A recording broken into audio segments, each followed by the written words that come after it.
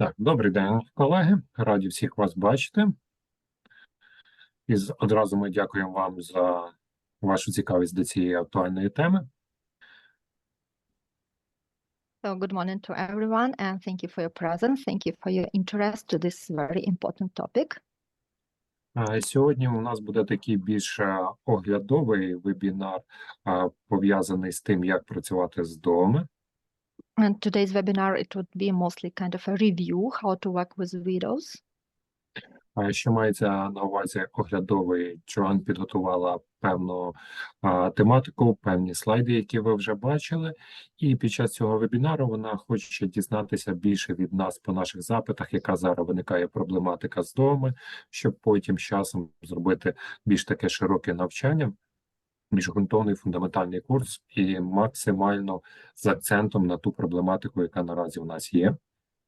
And why do we call it a review? This is because Joan prepared a really informative and a good presentation for you about the work with widows, but she also would like to customize it according to your needs.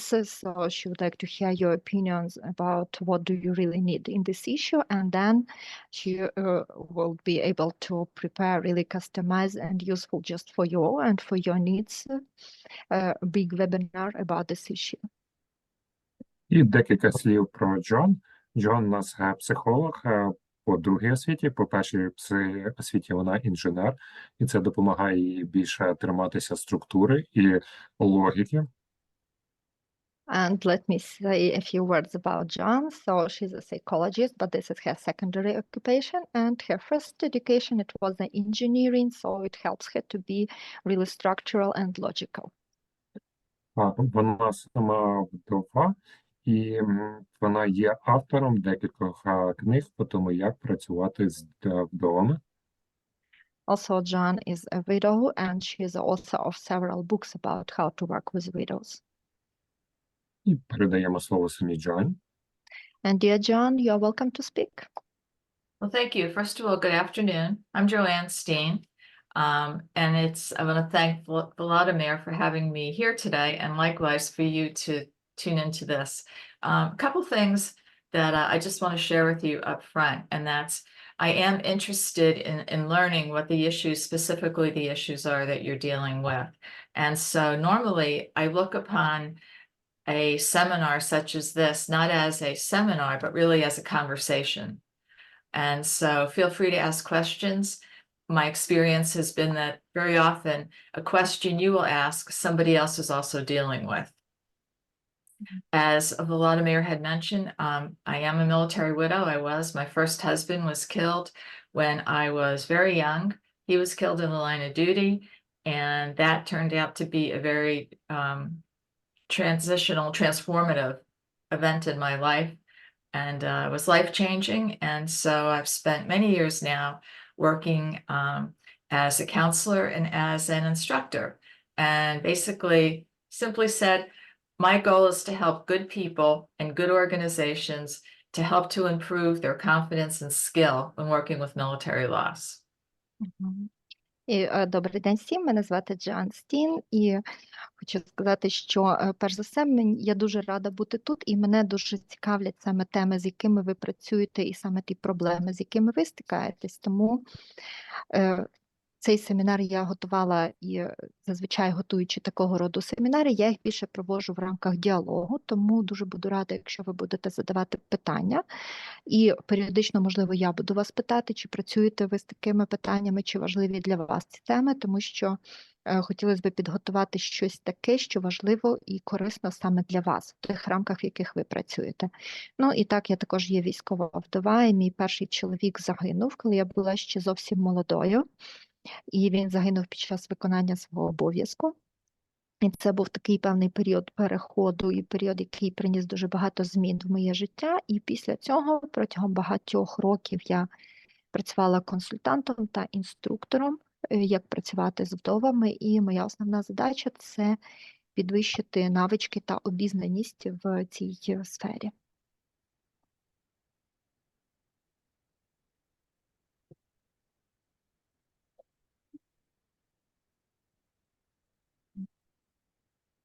Okay, are we ready? Yes. let me get this here. I do have to also mention that every piece of technology I had, including the internet, has failed within the past week or so. So we're going to hope we get through this one so that I'll get a new computer very soon. Alrighty, let's see. Я також ще хочу трошки попередити, що на минулому тижні в мене чомусь полетіла вся техніка, яка в мене є, включаючи інтернет, і я дуже сподіваюся, що скоро в мене буде новий комп'ютер, але також сподіваюся, що сьогодні все вийде з технічної сторони. Okay, and here's my first problem, and that's I don't see the screen. Okay, let's see. We can see a screen. Yeah, but I'm trying to pull up my my presentation, which I had loaded in. Let's see, let's do this again. Well, actually, if you don't mind, as I have it, so I can share it from my screen. Okay, how's this? Can let us see here.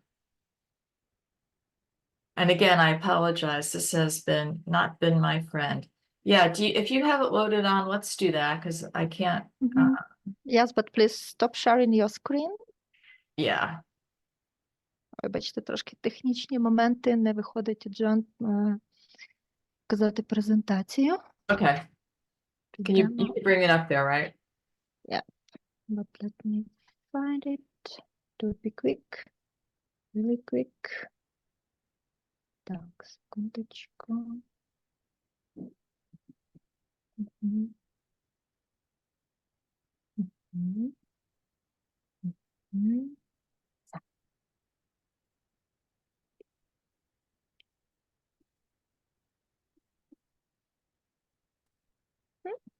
There we go. Excellent. And will you have the capability to change slides with this, or can I? Oh, I'm sorry, but as it is my screen, so I'm the only one who can do it. Okay, so I'll just do a next, please. Okay, this is just a quick background on myself. Like I said, really what I do is I help good people and good organizations to improve both their skills and their confidence when it comes to working with military loss. The topic of talking about death and military loss and grief and trauma is difficult. And it's difficult for all you to hear this, even though you work with survivors. So what I propose that we do is we look upon this, as I said, as a conversation rather than as a lecture, and feel free to ask questions. I've done this for more than 25 years with the Department of Defense, with the Canadian Armed Forces, and a little bit with the British Royal Navy. So the way that I can meet your needs is for you to tell me what you need. Ну і на цьому слайді можете побачити трохи моєї біографії, але в цілому я намагаюся працювати якомога краще, щоб саме допомогти людям, надати їм певних необхідних навичок, тому що я розумію, що працювати з вдовами і з таким контингентом – це є досить складна тема. І також я хочу сказати, що я в цій темі досить глибоко і більш ніж 25 років я маю досвіду роботи з військовими втратами, співпрацювала з військовим відділом Сполучених Штатів Америки і також зі Збройними силами Канади. От і тому також, як я вже казала, зазвичай такі лекції, такі вебінари я проводжу в рамках діалогу, тому буду дуже рада вашим запитанням.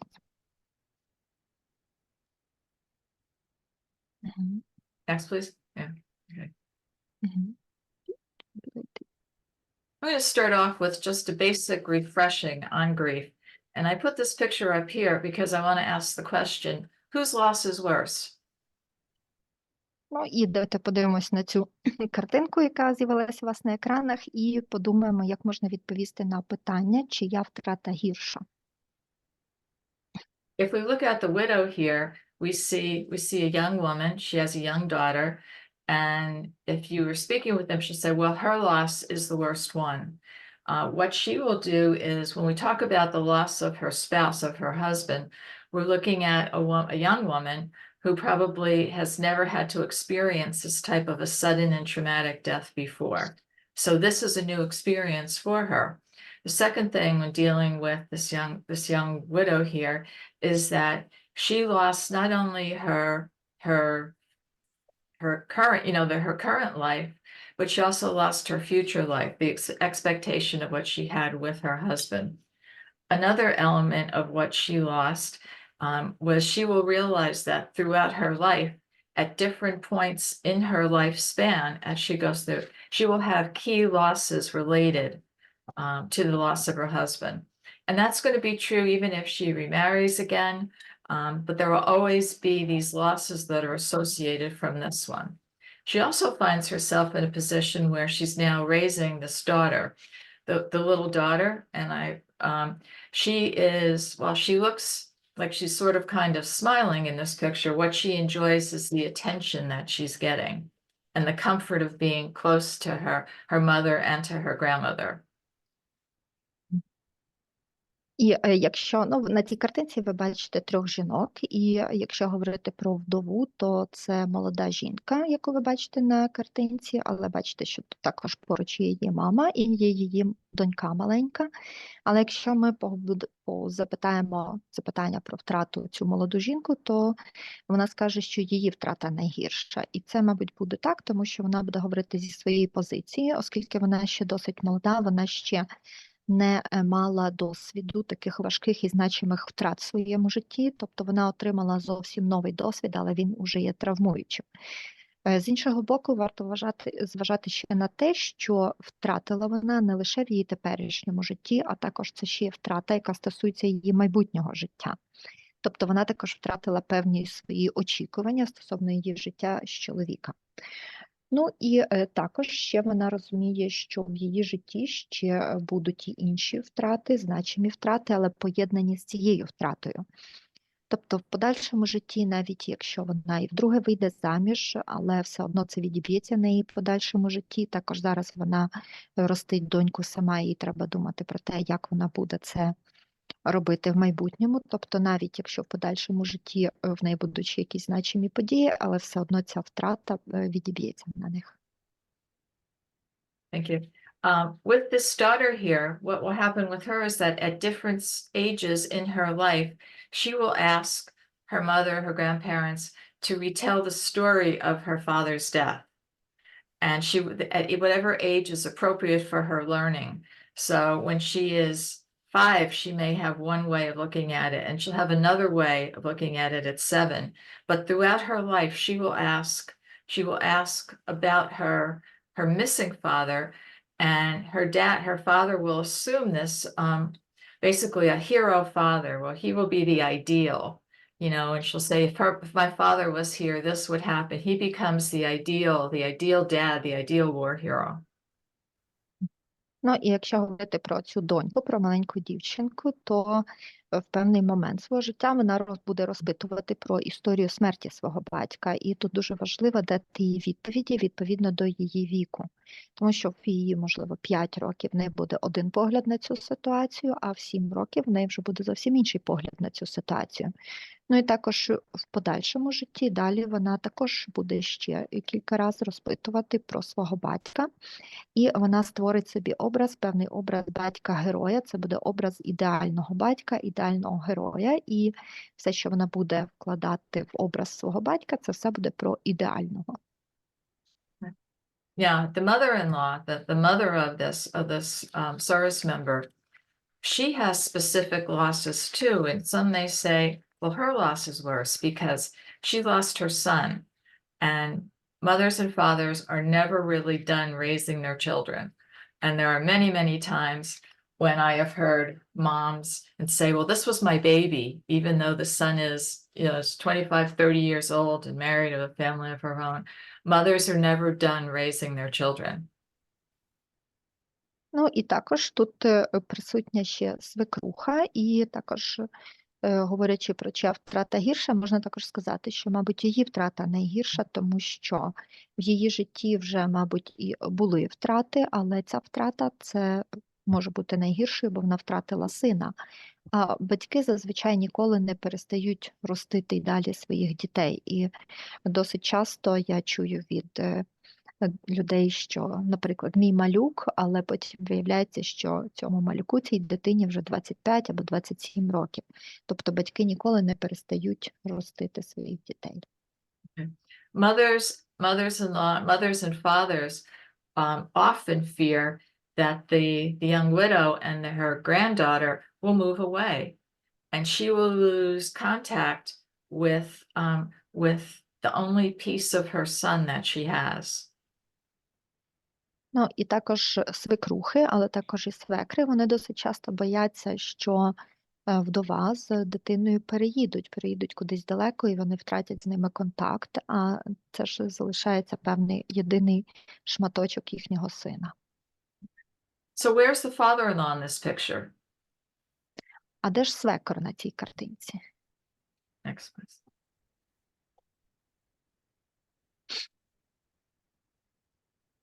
Okay. Well, this is the father-in-law. He is not comfortable with the emotion that takes place within the house. And traditionally, men like to deal with loss and grief kind of on their own. They're uncomfortable with the emotion. This is a type of grief that is called instrumental grieving. And with instrumental grief, we very often say that men grieve this way, and some women do too. А де ж свекор? А свекор ось він. Дуже часто чоловіки почуваються некомфортно в таких ситуаціях горювання, некомфортно в емоціях такої сили, і вони йдуть. І в таких моментах, перебуваючи в саме таких емоціях, чоловіки часто почуваються занадто вразливими, але це їхній спосіб горювати. Отак піти, постаратися бути більше поза домом, щоб бути поза цими тяжкими емоціями. І цей спосіб горювання називається інструментальне горювання. В принципі, воно більш притаманне чоловікам, але досить часто воно спостерігається і у жінок. When it comes to men and sometimes women who deal with this instrumental type of grief, we feel that if they are not showing emotion, that they're not grieving right. І досить часто, коли люди стикаються з людьми, які перебувають в стані такого інструментального горювання, то люди можуть подумати, що якщо ця людина не виявляє емоцій, то, можливо, вона неправильно горює. I once had a father tell me that he grieves without tears. Одного разу я консультувала одного батька, який казав мені, що він горює без сліз. Okay, and we will talk more about a little bit later about what grieving without tears means. Ну, а ми про це пізніше сьогодні також поговоримо, про те, що означають сльози в процесі горювання. Okay. When asked the question, what is grief, there's really no one single definition for grief. Ну, якщо задуматись над питанням, що таке горе, то, в принципі, не існує такого єдиного визначення, що таке горе.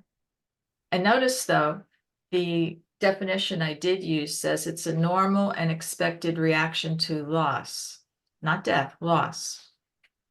Ну, і те визначення, яке я хотіла би вам дати, це, що горе – це нормальна і очікувана реакція на втрату. Замітьте, на втрату, а не на смерть. Next, please. Next. Okay. Okay. Here are some examples of losses that you're probably aware of. One back. Oh. Ага, this one with pictures. Okay, we have just some basic examples of losses. You have losses from death in combat. You also have losses that are related to the death, secondary losses. In an area where the whole country is dealing with loss, you will have an element of collective grief in your country. You also have not only the collective feel within the country, you will also have the individual, you will have the family type of losses related to this. Ну, і на цьому слайді можете побачити основні приклади втрат, які ми виділяємо. І перший такий тип втрати – це є смерть. Може бути втрата як, власне, смерть когось, або також є ще втрати, які стосуються смерті, загибелі когось, і це вже є так звані вторинні втрати. Також, якщо відбуваються якісь катастрофічні події і є багато втрат всередині якогось певного суспільства, то тоді таке суспільство буде підтверджене колективному горюванню. І, мабуть, це те, що буде також відбуватися у вас в країні, це те, з чим ви стикнетеся. І також, якщо це відбувається в межах цілої країни, то поруч із колективним горюванням, яке буде переживати вся країна, ще будуть індивідуальні втрати, і також ще будуть сімейні втрати, тобто такий ще тип втрат. When we talk trauma, you have many different types of trauma. You will have maybe a collective trauma of the country. You'll have a collective trauma of a particular region, of a family. And trauma and grief had always been dealt with separately. The current thinking has been deal with the trauma, deal with the PTSD, then deal with the grief. The community has moved past that. І далі, говорячи про травму, тут, мабуть, ви будете переживати дуже багато різних типів травми, всі, які ви знаєте. І якщо це відбувається на рівні країни, то також це буде колективна травма. І колективна травма може бути як травма на рівні цілої країни, так може бути на рівні певного регіону, або на рівні одної сім'ї, але теж колективна. І також хочу сказати, що травма і горювання, його варто розглядати окремо, і працюючи з людиною, треба почати з того, щоб допомогти людині справитися з травмою, з наслідками її, такими як ПТСР, і вже потім починати працювати з горем.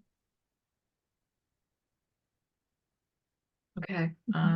The last piece, we're just going to talk about this briefly, but it had always been, again, it had always been the belief that treat the trauma, then treat the grief.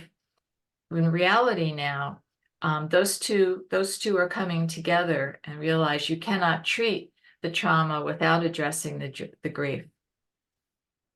Але так, якщо вже коротко говорити про ситуацію, яка є в реальності, то, в принципі, так, ми завжди говоримо, що спочатку ми лікуємо травму, потім ми лікуємо горювання, але в реальності ці двоє завжди приходять одночасно і насправді досить складно розділити їх, щоб терапевтувати щось окремо. With military loss and with war, very often the death and the grief, trauma and grief come together, and the trauma is related to the death, and likewise the death contributes to the trauma. І також при воєнних втратах, в основному вони пов'язані з війною, і тут травма і горе приходять разом.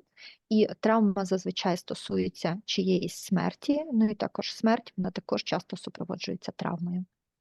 Okay. There are also a category of losses that get overlooked, and those are the invisible or the intangible losses.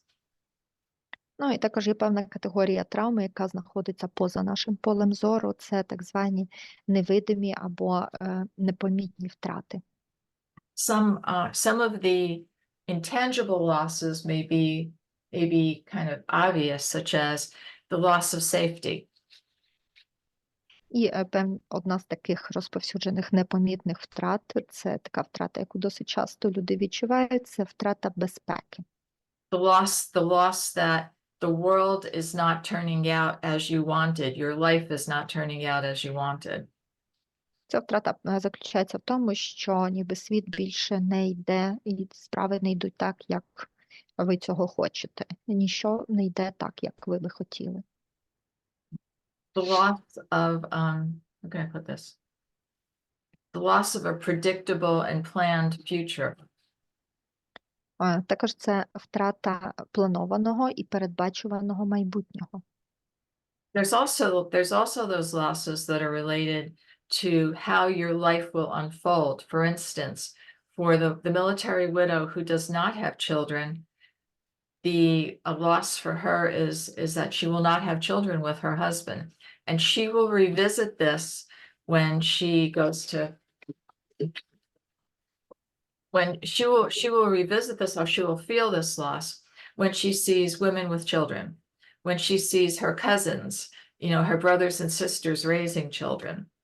She will, throughout her life, she will feel this loss of not having her husband's child.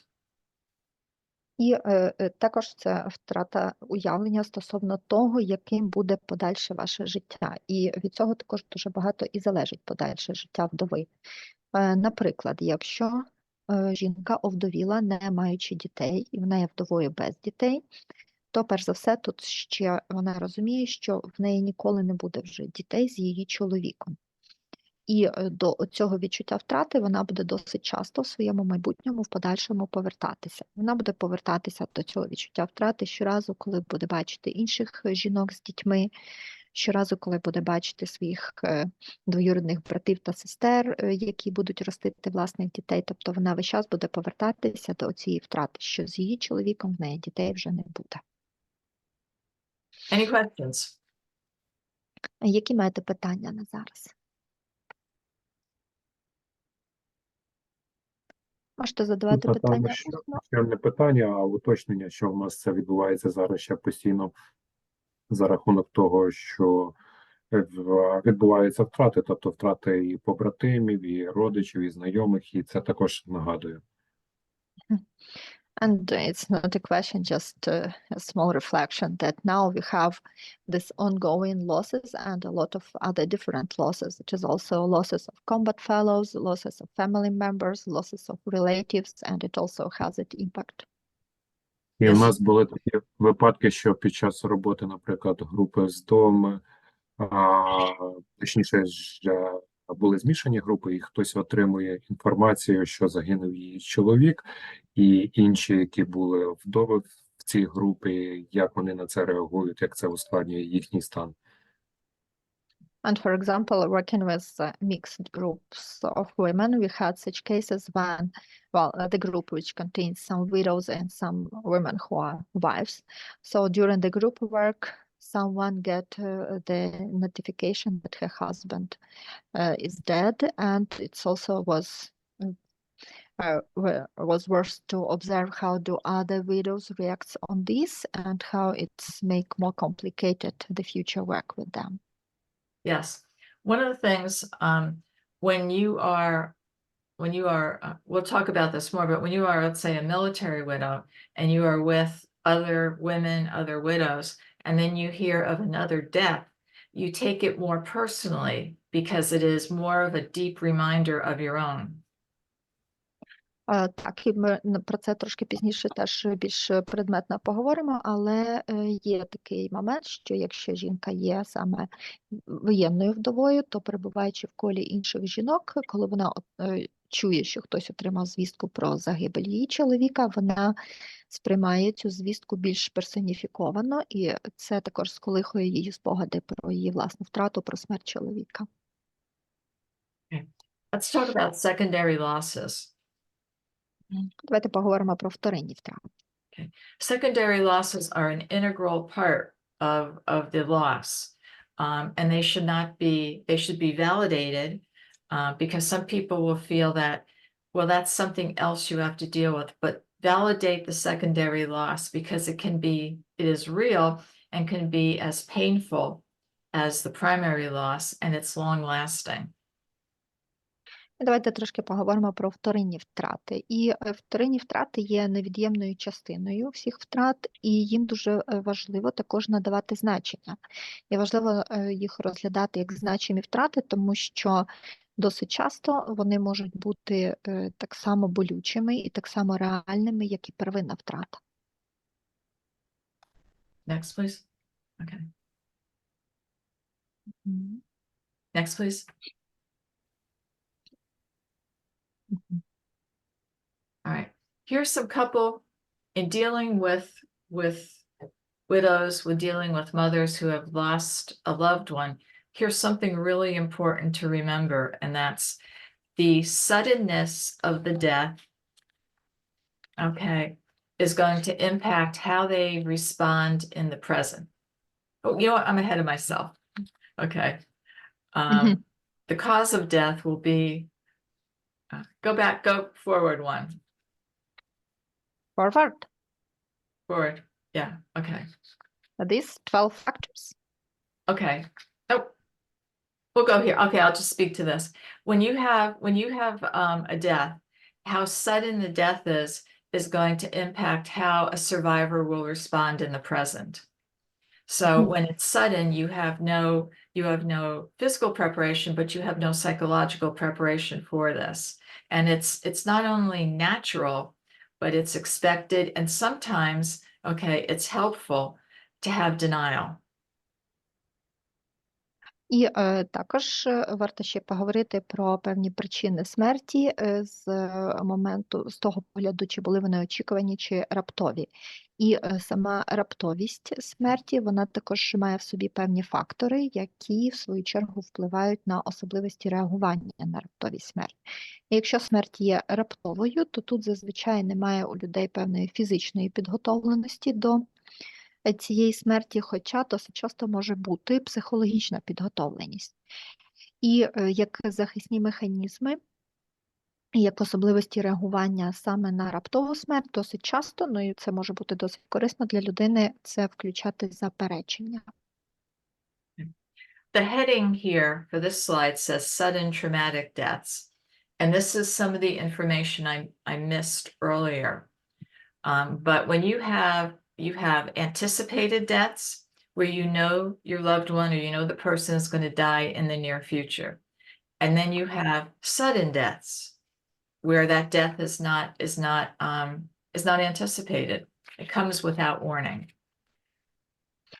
І подивіться на заголовок цього слайда. Я назвала цей слайд, що ми будемо говорити про раптові травматичні смерті. І є дуже велика різниця між раптовими смертями і очікуваними смертями, тому що раптові смерті травматичні, вони завжди неочікувані. Але якщо ви очікуєте смерть близької людини, тобто ви знаєте, що, на жаль, через певний час ваша близька людина помре, то це є одна ситуація, а раптові смерті, вони завжди неочікувані і ведуть до інших особливостей реагування. Okay, a slide that I missed earlier says you have these anticipated deaths, and then you have 3 types of sudden deaths. Ну, коли у нас смерть може бути очікуваною, або може бути неочікуваною, і неочікувана смерть може бути 3 типів. Maybe we should come back to the previous slide? Yeah. This one? Yeah, thank you. When you have sudden deaths, you have 3 types. You have those from natural causes, such as a heart attack, a stroke, a flood. І якщо говорити про раптові смерті, то може бути 3 типи причин. Можуть бути природні причини, наприклад, інфаркти, інсульти, втоплення. Okay. And then you have human causes that are unintentional. They're caused by the actions of another person, but they're not unintentional. Далі, якщо говорити про людські причини, то це коли одна людина гине через дії іншої людини, але не навмисні. Тобто причиною є дії іншої людини, але не скоєні навмисно, направлено на смерть. Okay. Then you have a type of sudden death called traumatic deaths. І наступний тип. Yes, please. Go ahead, yeah. Наступний тип – це причини, які називаються травматичні. Okay. Traumatic deaths, by definition, okay, they're sudden, they are intentional, they're violent in nature, okay? They usually cause significant damage to a body. There may be multiple deaths happening at the same time. And the survivors, their understanding of traumatic deaths is traumatic in itself. It's hard for them to internalize that this death is sudden, intentional, violent, okay, may result in an unviewable body or no body. All of this in and of itself has an impact on survivors. І травматична смерть, вона має певні свої ознаки. Перш за все, травматична смерть є раптовою, вона є навмисною, за своєю природою це є насильницька смерть. Також досить часто тут відбуваються значні пошкодження тіла. Це може бути момент, який супроводжується багатьма смертями одночасно. І також людина, виживша в цій ситуації, вона часто навіть за своїми відчуттями розуміє, що ця смерть вона була досить травматична. Це стає дуже важко їй до усвідомлення, складно усвідомити, що ця смерть, чи свідком якої вона була, чи з якої вижила, що це могло бути, що це було раптово, що це було навмисно і що це була насильницька.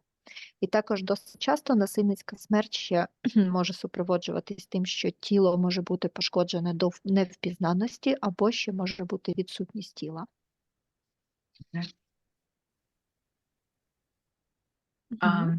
For a survivor, the suddenness of the death is going to impact how they react initially. The cause of death is going to basically determine what they're going to have to contend with, cope with, both now and in the months and years to follow. І, власне, причина смерті, причина насильницької травматичної смерті, вона буде предиктором того, яку реакцію викличе у людей з цим пов'язаних. Тобто причина смерті дасть нам розуміння того, з чим нам прийдеться працювати, з чим справлятися зараз, теперішній час, і також через місяці та, можливо, і роки після смерті. Okay. For when you have a sudden traumatic death, most survivors are going to want to they're going to want to find out as many details as they can about the circumstances of the death. They want to know what happened initially, how their loved one died, and what happened afterwards. And that is an essential part of the grief process, in that it helps their psyche to understand in small doses what happened to their loved one. І якщо ви працюєте з кимось, хто стикнувся з раптовою травматичною смертю, то зазвичай ці люди хочуть знати всі подробиці обставин цієї смерті до найменших деталей. Що було, власне, перед моментом смерті їх рідної людини, як саме померла рідна людина і що відбувалось потім, після моменту смерті. І це є невід'ємна частина процесу горювання, але людині, яка знаходиться в цьому стані, варто давати цю інформацію маленькими дозами. The surviving family members of these types of death are going to be obsessed with not wanting to know what happens, every last detail. І члени сім'ї, які стикнулися з травматичною втратою свого члена сім'ї, досить часто вони будуть обсесивно спрямовані, тобто такою нав'язливо шукати всі причини і всі деталі смерті своєї рідної людини. And what will happen also is normally survivors of a sudden traumatic death are going to have this absolute need to demand justice, hold someone accountable, or seek retribution. Ну і також завжди родичі, які стикнулися з травматичною смертю, з травматичною загибеллю когось, вони вимагають правосуддя, їм необхідно когось визнати виновним і визнати когось, хто відповідальний за це і хто повинен понести за це кару. We have a question? Можливо, є якісь питання? Так, Вікторія. Добрий день. В мене таке питання з приводу повідомлення про цей процес. Я працюю з мамою загиблого воїна, і вона нещодавно отримала такий лист від побратима, який бачив. Він дуже в подробицях це все написав, і її дуже сильно це дуже травмувало, тобто вона повернулась в той найгірший стан, в якому була. Що тут можна психологу? Тобто, я не можу сприяти доступу інформації, бо вона до неї приходить з різних джерел. Як тут психологу, можливо, є рекомендації з цим бути, з тим, що навалилося одразу? Тобто це побратим, ніби сам від себе прислав лист. Так, ну, начебто хотів з нею поділитися, як це все Мгм. стало. So I have a question about the notification of death.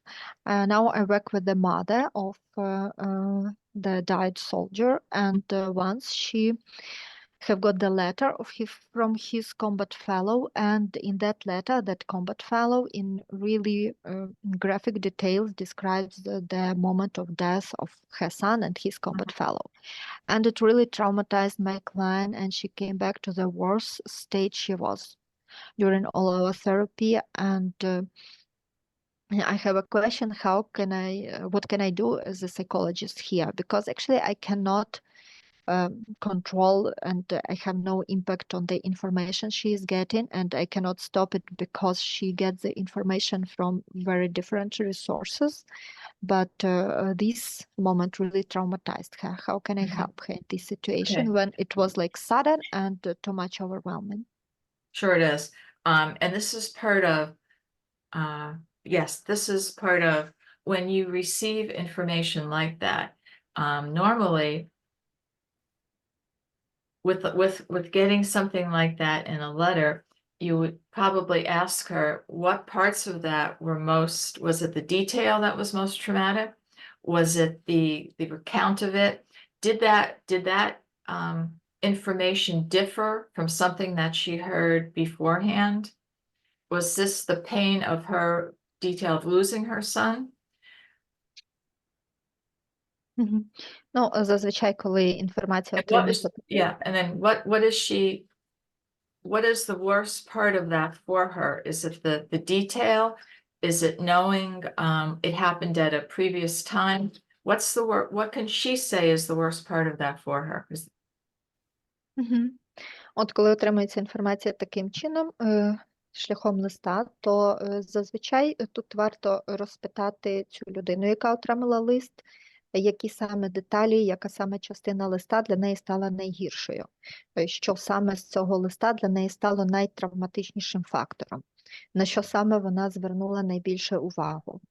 І чи відрізняється інформація в листі від того, що вона знала про загибель свого рідного до того?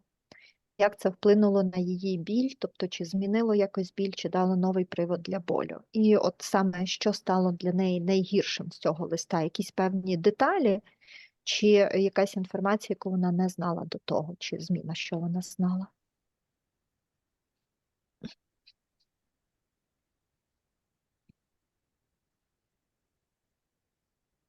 Мгм. Thank you. Thank you. Thank you. What is the worst part? What was that worst part for her? Was it different? Was this her first experience with seeing this? А для неї, можливо, Вікторія, ви знаєте, що для тої жінки дійсно стало найгіршою частиною листа? Це був її, це вперше ця жінка проговорила про от цю інформацію, яку вона отримала про смерть сина? Чи щось нове там було? Ну, воно запустило усвідомлення, що там, він був безвісти зниклий, а цей лист запустив процес усвідомлення, там, смерті. Вона починає потихеньку приймати, але вона мені про подробиці казала, що це не, вона саме фіксувалась на тому, як. І цей його побратим, він описував там травму живота, там, тобто це її дуже вибило. Так. Мгм. Well, this letter and this information led her to realize the death of her son, because before he was by documents he was like disappeared, but after this letter he started to understand and to realize that really he is dead now, and she mostly was fixated on the bright and graphic details, because that combat fellow just really very clear described all that process, and for example describing the trauma of the belly and some other traumas. And then she was mostly fixated on the graphic details she have got in this letter. Of course she would be. This is her son, and it's one of the instinctive type of things a mother will do, is look to protect her son. And she may feel that she could not protect him. Fathers especially will feel that they could not protect their son from this. but getting a graphic letter is very, very difficult for her, but that's her first probably real moment of reality. Так, це, в принципі, досить характерно для батьків, які втратили дітей, тому що тут включається цей батьківський інстинкт захистити свою дитину. А в цей момент, коли вона прочитала цей лист, отримала цю інформацію, в неї ще включається той момент, що вона як мама не змогла захистити свою дитину. І особливо батьки, вони також дуже гостро на це реагують з позиції, що не змогли захистити свою дитину. І дійсно побачити такий детальний опис, як в цьому листі, це дуже важко для жінки, тому що тут, мабуть, вона дійсно вперше стикнулася з реальністю цього світу, з реальністю цієї смерті. The other thing this is that there may have been in this mother the hope that, the very small hope that her son is alive someplace. And when she gets a letter not only notifying her of the death, but giving all the details, it basically has taken away any hope, all hope she's had that her son is still alive. Ну і другий момент з цим листом, в неї цей лист забрав в неї надію, тому що якщо ви кажете, що він був до того ніби безвісті пропавший, то в неї була ще якась малесенька надія, що, можливо, десь там він все ж таки є живий. А цей лист для неї став не лише свого роду повідомленням про смерть, та ще й з такими деталями, як саме ця смерть відбулась, а він повністю забрав у неї надію, що він може бути живий. You also may want to talk with her about what are her prior experiences with death, because no one comes into this situation without prior experiences, without prior family background on how you handle death. Ну і також ще ви можете її запитати, який в неї є попередній досвід стикання з смертю, який в неї є ще досвід і переживання інших смертей, тому що, в принципі, ніхто з нас не в такому віці не стикається з смертю, не маючи якогось попереднього досвіду або сімейного досвіду, тобто як в сім'ях справлялися з смертями інших. You know, again, has she, if this is her first time with it's definitely her first time with the loss of a child, but we bring all of ourselves into that loss. And sometimes we have to look at what causes us to react to this news, the detail maybe of this news. Ну і також варто з нею поговорити про її досвід смертей. Ну, мабуть, точно це її перший досвід втрати дитини, але які ще в неї були досвіди переживання інших смертей, тому що якби в цю звістку, ще й таку детально, ми ніби повністю вносимо нас в себе повністю, в цю звістку, в цю ситуацію. І тут важливо зрозуміти, а що саме їй спричинило отаку реакцію, що саме, який саме момент для неї став таким болючим, на що вона зреагувала. Я просто прошу її там не перечитувати, ну, я не можу, там повпливати на те, що, але вона начебто щось хоче, постійно повертатися туди, ну, знову ж таки, відвернути або там провину свою.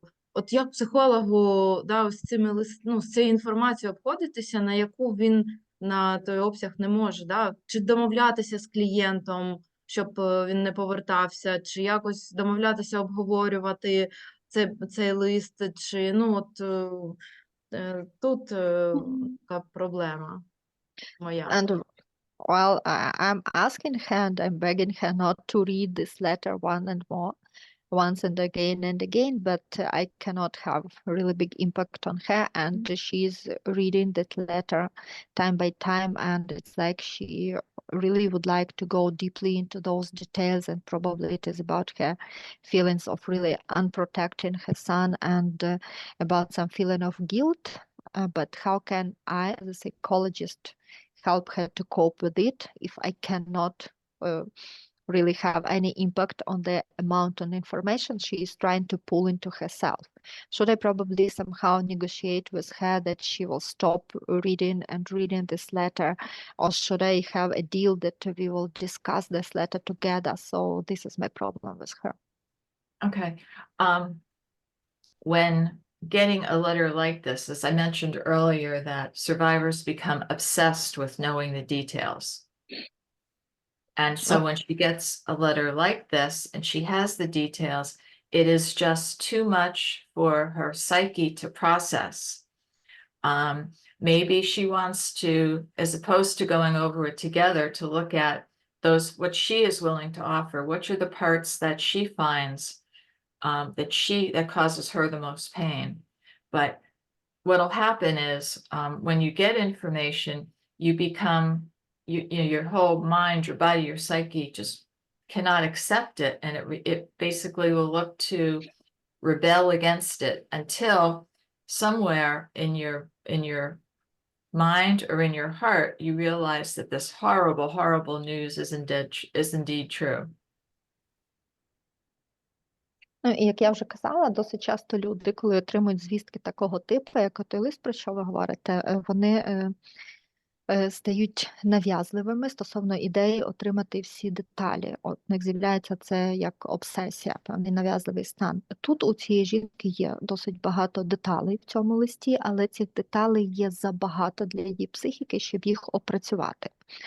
І тут також дійсно можна з нею домовити, що ви разом опрацюєте цей лист, ви його обговорите, і варто зосередитись, що саме вона вам вкаже як найболючіший момент, тобто що саме її так чіпляє з усіх цих деталей.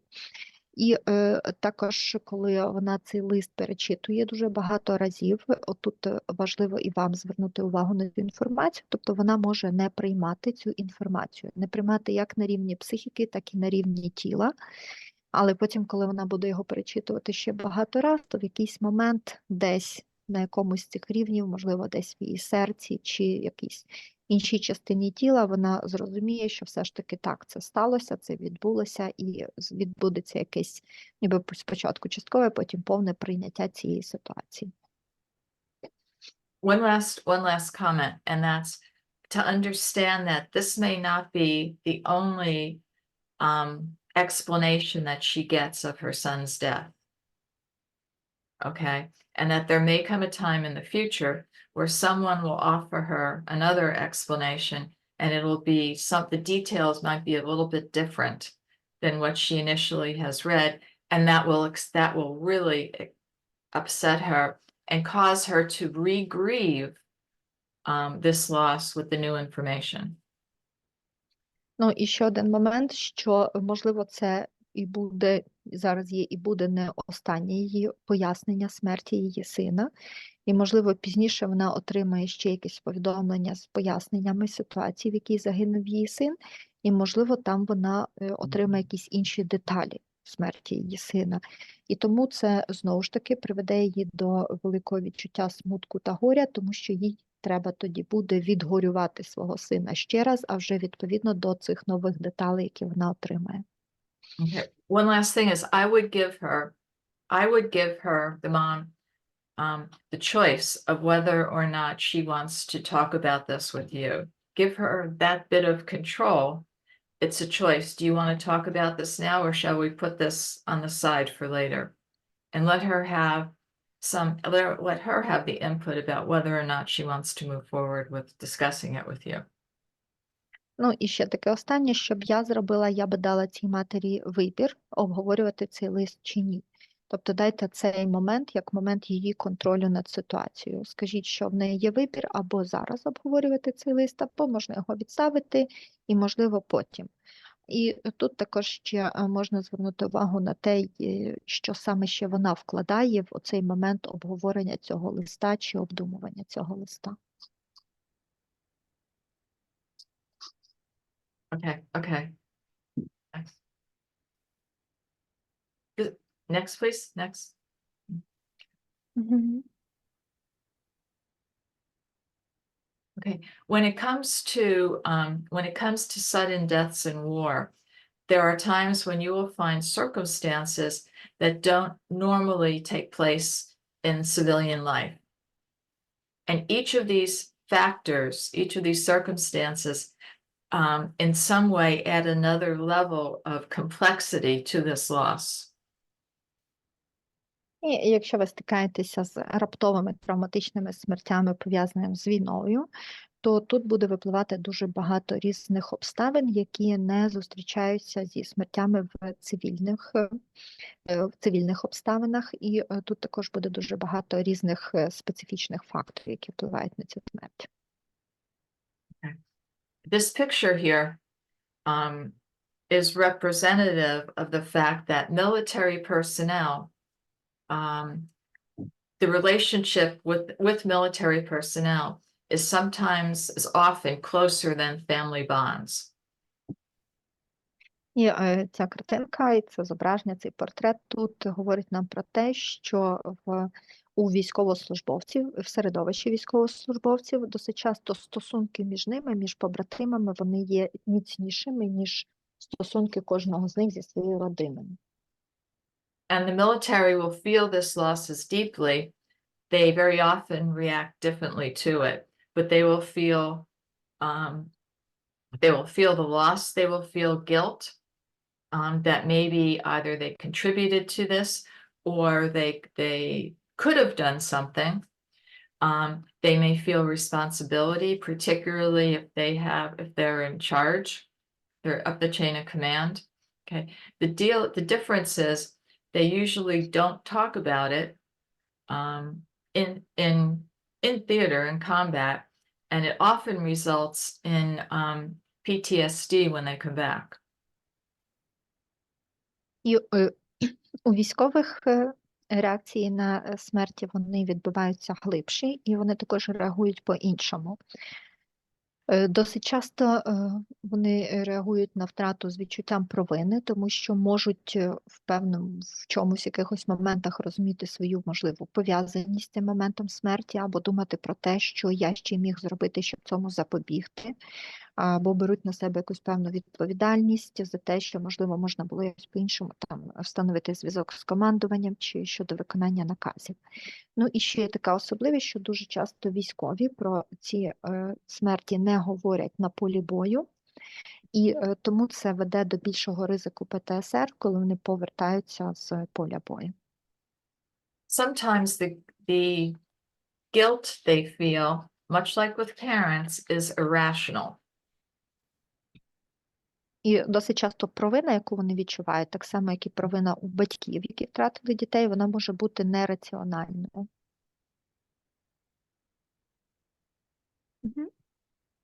Here's an example. Here's a personal. Actually, here's an example. I was interviewing an Army general, U.S. Army general in the Pentagon, and we were talking about. I mentioned survivor guilt, and he said, "Tell me more." And I did. I told him about survivor guilt, and then I asked him, "General, tell me more." І стосовно провини, можу вам навести такий приклад з моєї практики.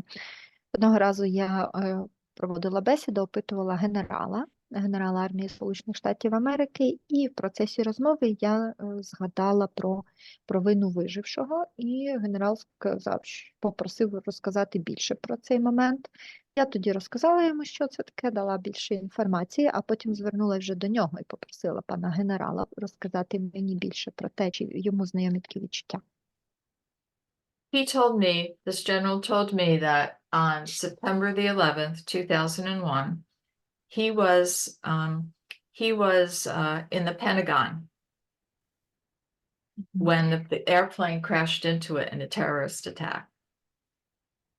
And he told me that he lost a soldier who came in that day just to finish a project for him.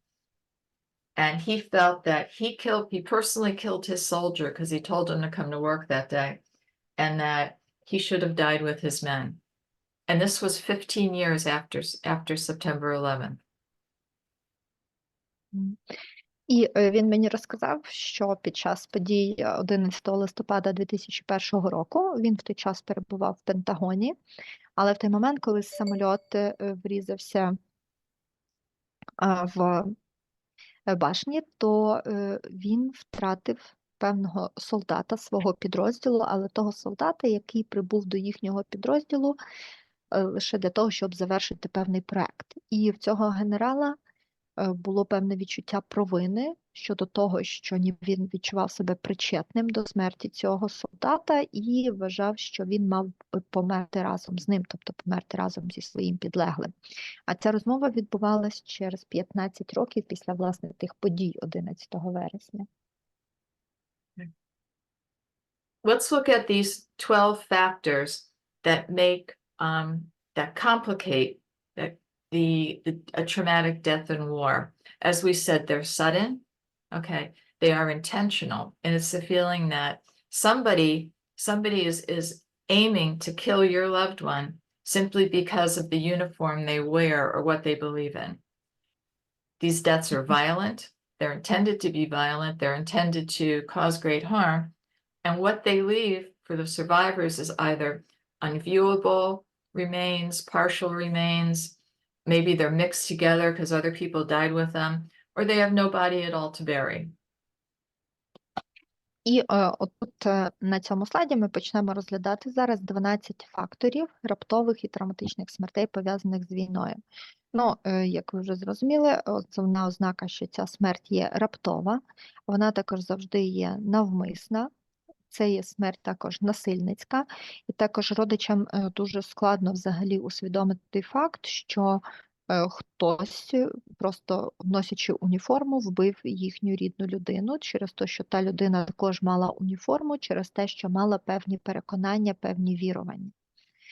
Ну і також ця смерть може бути невидимою, частковою, змішаною або і відсутньою, і іноді може бути так, що просто відсутнє тіло, яке можна поховати внаслідок такої смерті. Any questions? Чи є якісь питання? Next, please.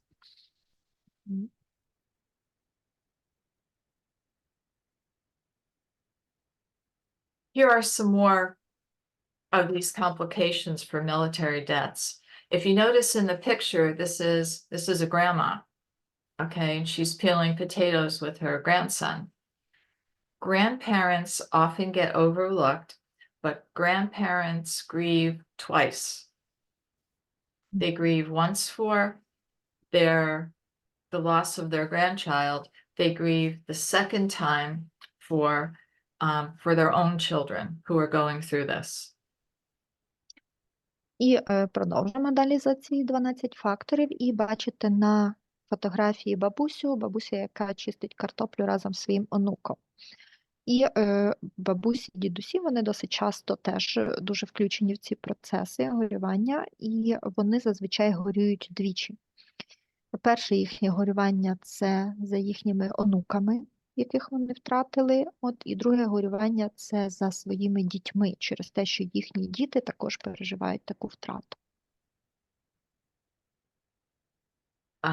Let's look at these next four elements here. When you have a distant location of the death, survivors are going to want to go and see for themselves. You know, how can they believe this news is true if they have no proof? Okay. They have nothing they could touch, nothing they could see. They have no proof, and they want to go to the spot and see for themselves. And they believe if they go and they see, then they will understand more. Розглянемо ці 4 фактори, які бачите тут на зображенні. Перше – це певне далеке місце, куди ті, хто вижив, хто переживає зараз смерть і втрату, не можуть поїхати. Для родичів досить складно думати про те, що як же ж можна повірити в смерть свого близького, якщо немає ніяких доказів, якщо ти не можеш нічого потрогати, не можеш нічого побачити. І досить часто родичі намагаються поїхати на місце ймовірної загибелі для того, щоб побути там, побачити, відчути щось, знайти якісь докази.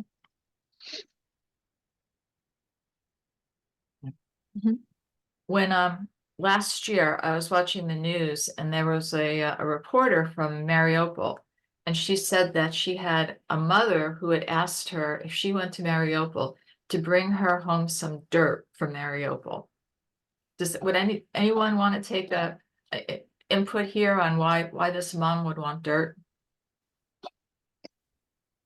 І минулого року я дивилась одне інтерв'ю, і там журналіст, який перебував в Маріуполі, розповідав, що коли мав їхати в Маріуполь, то одна з матерів, яка виїхала з Маріуполя, просила привезти трошки бруду з Маріуполя. От, і ніхто не міг зрозуміти, для чого вона просить, щоб він привіз їй цього бруду, якоїсь землі. Угу.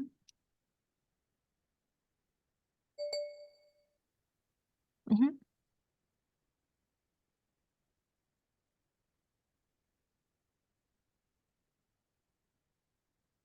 No one has an opinion on why she would want dirt. А скажіть, будь ласка, що ви думаєте, для чого вона просила, щоб їй привезли трошки землі з Маріуполя? Зараз це питання. На вашу думку. Бо це було щось те, що поєднувало її з цією втратою. Because it would be something that will connect her to her loss. Absolutely. It is probably the only proof of the fact of proof of that place, if she's never been there before, proof of that place. And for some, they may feel as if this place, this dirt, is connected to the final moments of their loved one's life. It owns the final moments of their loved one's life. Так, ви абсолютно праві, і для цієї жінки це був певний доказ, привезений з певного місця подій.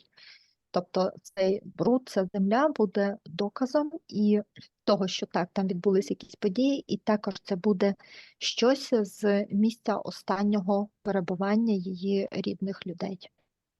It Щось пов'язане becomes, з останніми моментами їхніх рідних. it becomes what's called a linking object. It links them to the place and to her son, and it becomes very, very special, very important to her.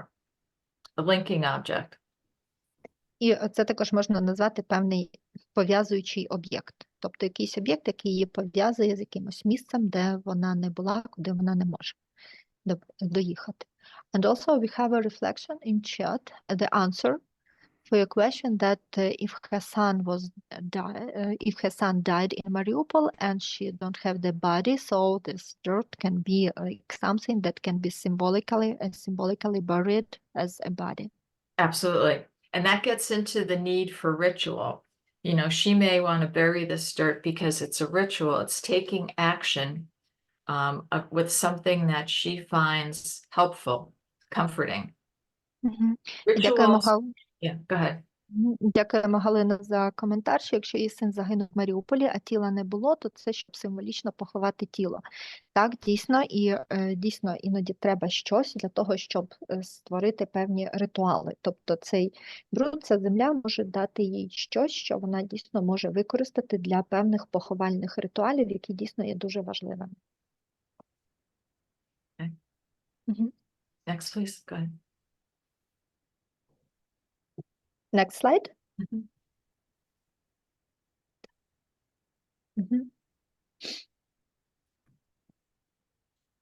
This one with the queen. Yeah, some of these we've covered before, but what you have in this picture here is a young woman at her marriage ceremony, and very often many of these widows are young and they're closer to marriage than they were to, you know, they really feel denied or cheated, okay, out of that feeling that they had, and they may have been in their marriage at a time where it was still that honeymoon phase.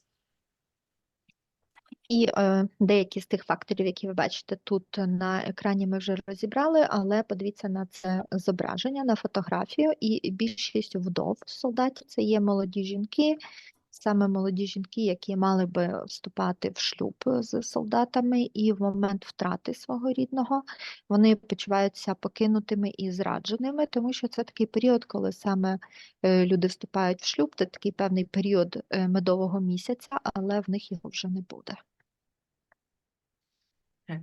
As we mentioned later, there's no proof with notification. There's no personal items. There's nothing from their loved one that says, this terrible news can be true. Як ми вже казали, досить часто в цих моментах немає жодних доказів смерті, немає ніяких особистих речей, які залишилися, і повідомлення про смерть, воно ніби не має в собі ніяких доказів. І тому дійсно людям досить складно повірити, що це повідомлення є дійсно правдою.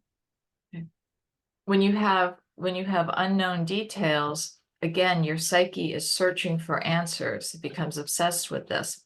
But we saw just earlier how too many details overwhelm this person.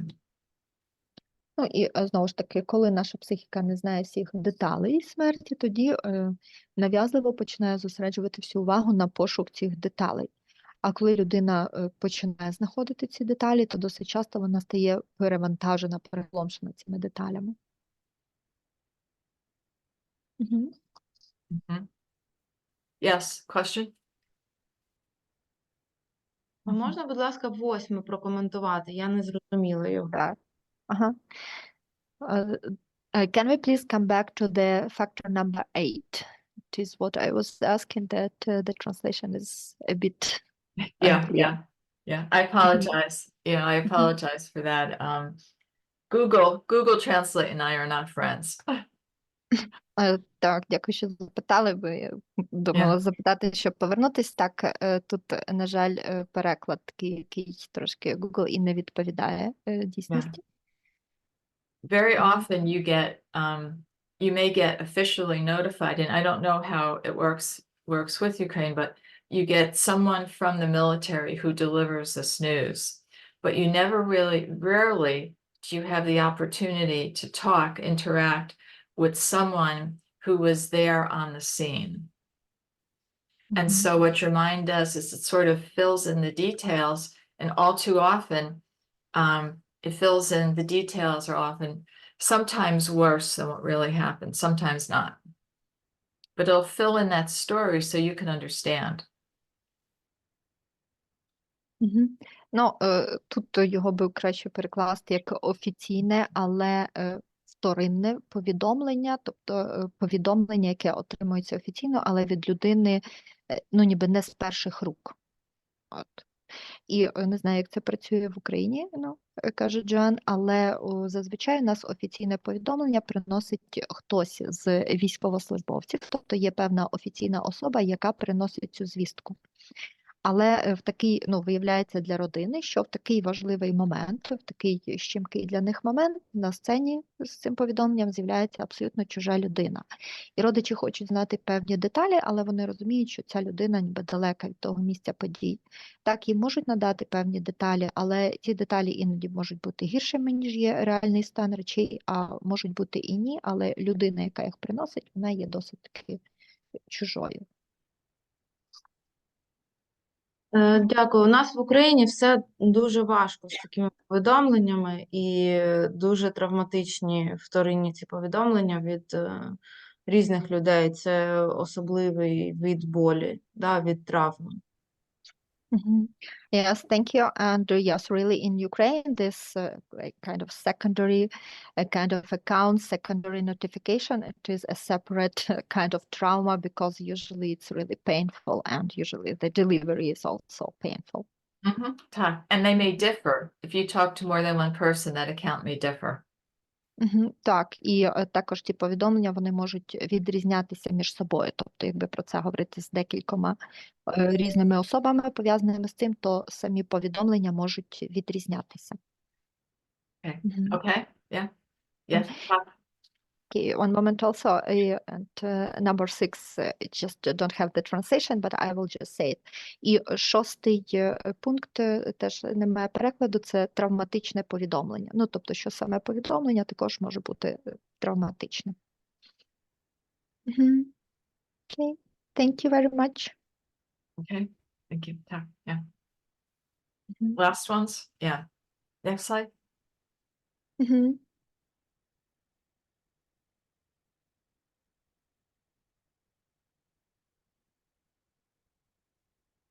This one, lost factors? Pardon? This one, last. Yeah, this is the last, yeah. If we go down and look at, we talked about proof of death and the unknown details.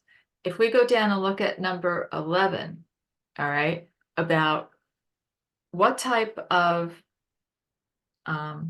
what type of funeral rituals or services is the family accustomed to? And this is the funeral is a part of mourning.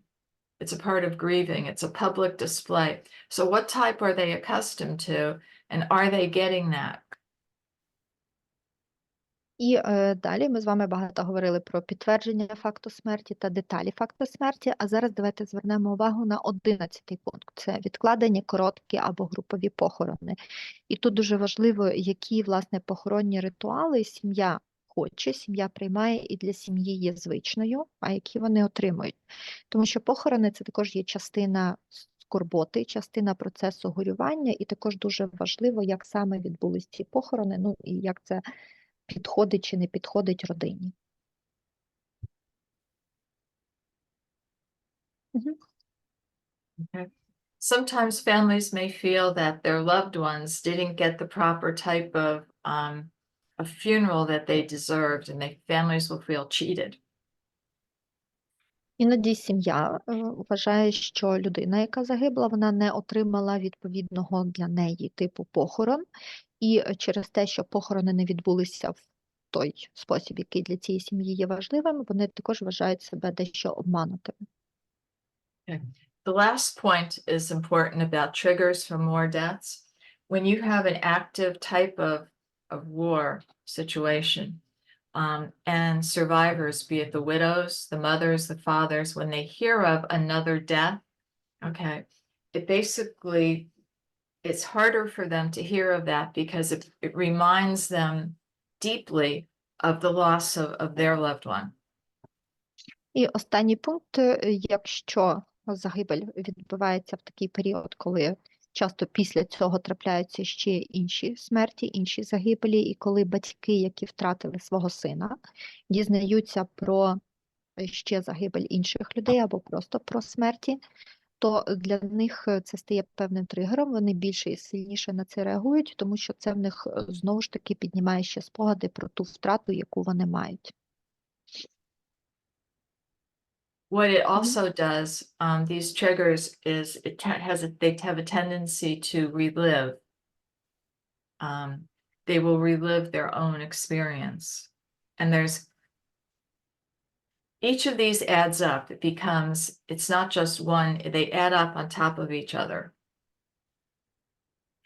І також оці спогади, які викликаються цими тригерами інших смертей, вони мають певну здатність до перепроживання. Тобто внаслідок цих тригерів батьки перепроживають знову свій досвід, свої переживання, як в момент отримання звістки про смерть свого дитина. І все це ніби накладається одне на одне. Тобто часто не закінчується певним моментом, а знову починається і накладається один на один ці переживання. Okay. Next, please.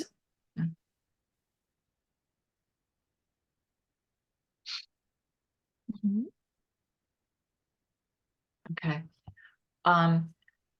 When we talk about grief, we very often talk about stages of grief. The denial, anger, bargaining, depression, acceptance. What we have seen in the grief and death community is that they've moved on beyond those stages of grief and look more towards the needs of grief. І коли ми говоримо про горювання, ми зазвичай згадуємо в стадії горювання. Говоримо про його стадії: заперечення, злість, торг, депресія, прийняття. Але коли ми говоримо про горювання в контексті вдов, то ще варто сказати про 6 потреб в горі. So with grief like this, sometimes they call this traumatic grief. They call it complicated grief. You may hear it called prolonged grief disorder.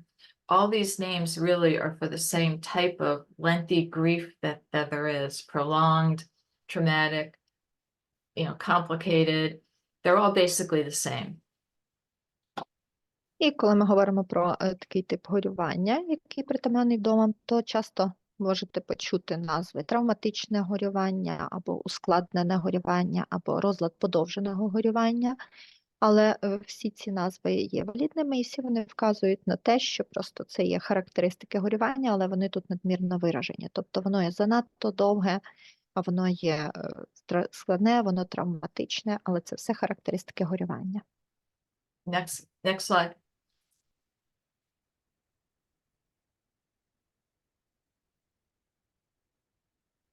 The first need of grief, and this is based on the work of several really international experts in grief, one of which is Alan Walfelt and Therese Rando, who really are the experts in this type of loss. But the first need is to accept the reality of the death. І перша потреба в горюванні під час горювання для вдів, і це є те, що підтверджено 7 експертами в галузі роботи з горюванням, зокрема Аланом Рофелдом і Тріс Рендолфом, які є визнаними в Сполучених Штатах експертами. І от разом з колегами вони визнали, що перша потреба в горюванні для вдів – це прийняти реальність своєї втрати. Okay. Saying, "My husband is dead" is a fact. Knowing it in your heart or in your gut is reality. Просто сказати, що мій чоловік помер і що це є факт. Просто знати, що в моєму серці він мертвий і це є реальність. It may take years to fully accept that reality that your loved one is dead. Але сам факт прийняття реальності, що кохана людина померла, може зайняти роки. Next, please.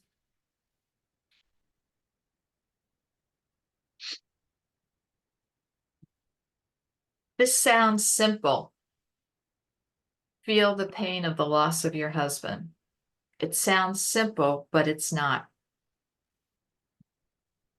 І друге, це звучить дуже просто. Відчуйте біль втрати чоловіка. Звучить просто, але насправді це не просто. And they're what are called doses of reality. And I've been fond of saying the first 1,000,000 doses of reality are the hardest. І тут є стикання з тим, що я називаю дози реальності, і, як кажуть експерти, перший 1,000,000 доз реальності є найважчим. Doses of reality can be as difficult as, let's say, having a funeral, or as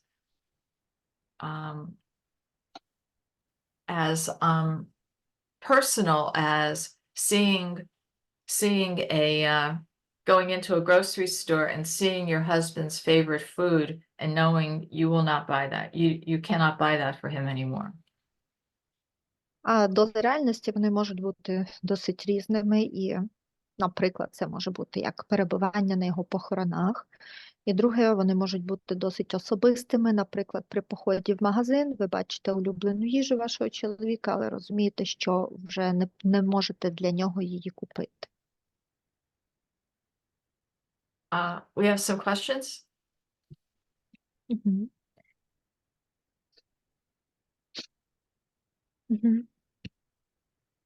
Yes, it's comment in chat from Halina that for our culture, in my heart, he is dead. It's really impossible text, and it's not accepting like fact. It's accepting like the denial and cheating and betraying.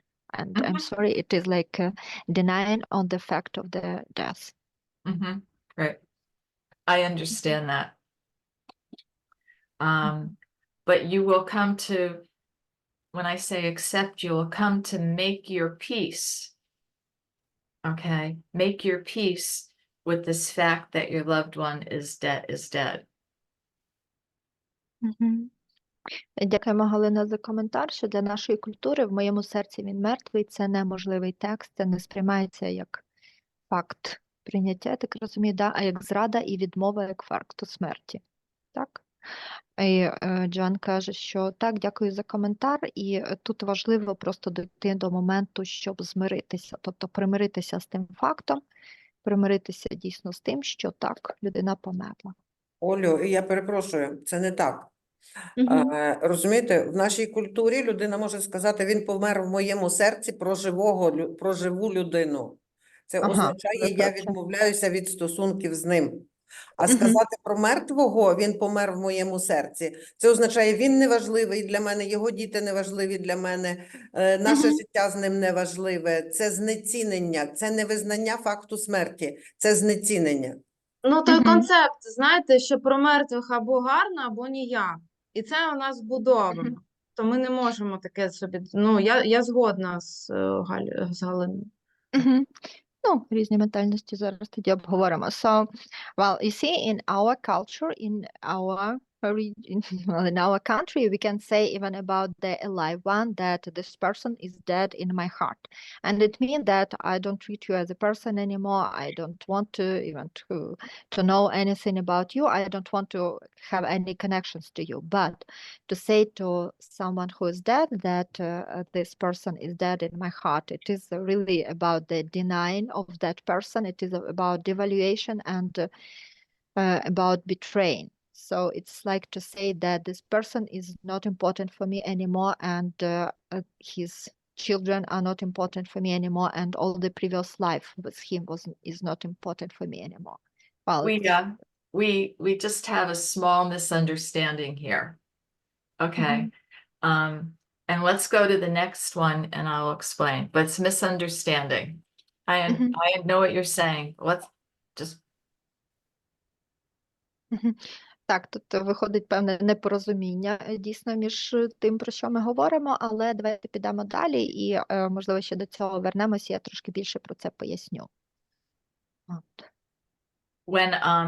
when I say to you accept it in your heart, it means that you are knowing that this terrible news is true. You know this news is true. Мгм. Ну, коли я казала про те, що знати knowing in my heart he is dead. Ну, тут я би сказала, що можу тут краще сказати знати серцем, що він мертвий. От. Okay. Бо тут теж, We do мабуть, not- Google. Also, I'm Okay. sorry, and probably it is also some issue about Google translation because it says like the translation sounds like I should know that in my heart he is dead, but maybe you meant like knowing in my heart, like with my heart that he is dead. Correct. Right. Ага, You окей. know, because when we say someone is dead, and we know Mhm. that in our hearts, it means they are not going to be coming back to us physically. Угу. Так, тут ще дійсно трошки момент Google перекладу, тому що да, оригінальна фраза би перекладалась так, що знати серцем, що він помер і що ця смерть реальна. І Джон каже, що говорячи про це, ми більше маємо на увазі, що людина просто приймає, дійсно приймає, щиро приймає той факт, що людина мертва і що це невідворотньо. І коли ми говоримо про те, що знати серцем, що людина загинула, що людина померла, це більше означає як те, що ми дійсно розуміємо і приймаємо той факт, що фізично ця людина більше до нас ніколи не прийде. Усвідомлення певне. Ну, певне Мгм. усвідомлення таке внутрішнє. So it's mostly about some kind of inner realization of the situation, realizing that the situation is real. Right. Мгм. Але це дуже важливо, Олю, змінити цей Google-переклад, тому що Так. якщо люди візьмуть це в роботу Мгм. в нашій культурі, це буде означати знецінення стосунків з мертвим, і це буде катастрофічно. Так, Галина, я з вами повністю згодна, але я запитаю просто, якби це переклад робила, власне, Джоанна, от тому, якщо можна, і якщо вам буде надаватися презентація, то я попрошу в неї дозволу і можливості технічні це зробити, тому що, якби це я його не робила і так просто маю як приклад. То можна запитати зараз. And I'm sorry, John, would you like to share this presentation with our participants? Will they have it after the webinar? I don't understand. But I like to share. Well, so in this presentation, and actually in this definite sentence about knowing in my heart he is dead is reality. So the Google translation is really opposite. It really sounds like to know that he is dead in my heart. And it is like a great difference in these Right, both yeah, and definitions. yeah, right. So We'll fix that. We'll fix that. Well, yeah. yeah, I need help with fixing that because I did not know the language. I apologize. Yeah, Well, I can help you with fixing if you just let me do it. And sure. Yeah, okay. okay. Thank you. The next, go to number 3. Yeah. Так, ми виправимо це в презентації. От. Can you fix that now or later? Probably later because I need to go out from my screen sharing and Yeah, it will yeah, take okay, time, yeah. so I will do it later. Okay, number 3 ties into what we were talking about. And again, I apologize for my lack of understanding of Ukrainian. But what we do when we have someone who has died for us, and everything we want is for them to be alive. But what we need to do is we need to create a different relationship with them. And it's called continuing bonds. And we continue to have these bonds with our loved ones. Love is stronger than death, and it lasts. Death does not stop love, nor does it stop caring. Мгм. But І, the relationship we have with our loved ones now becomes one of memory and maybe one of spirit. But we still love them, but not in the, we don't stop loving them just because they died. And they will always have that place in your heart and in your life, but they don't have the physical place in your life. Мгм. І третя потреба це створити нові стосунки з чоловіком, тобто відповідно до тої ситуації, в якій ви вже є. Тобто розуміти, що хоча він і загинув фізично, але це не означає, що припинилася разом з його фізичним існуванням ваша любов, і це не означає, що і припинилася ваша турбота один про одного. Просто зараз, внаслідок цих обставин, ваша любов і ваші стосунки, вони перейдуть трошки в інший вимір. В основному ці стосунки тепер будуть базуватися на спогадах та на духовних, душевних стосунках. І також усвідомити, що його фізична відсутність не зупинить любов в вашому серці, і він завжди буде займати певне місце в вашому серці, в вашій душі, в вашому житті, але це буде просто не фізичне місце.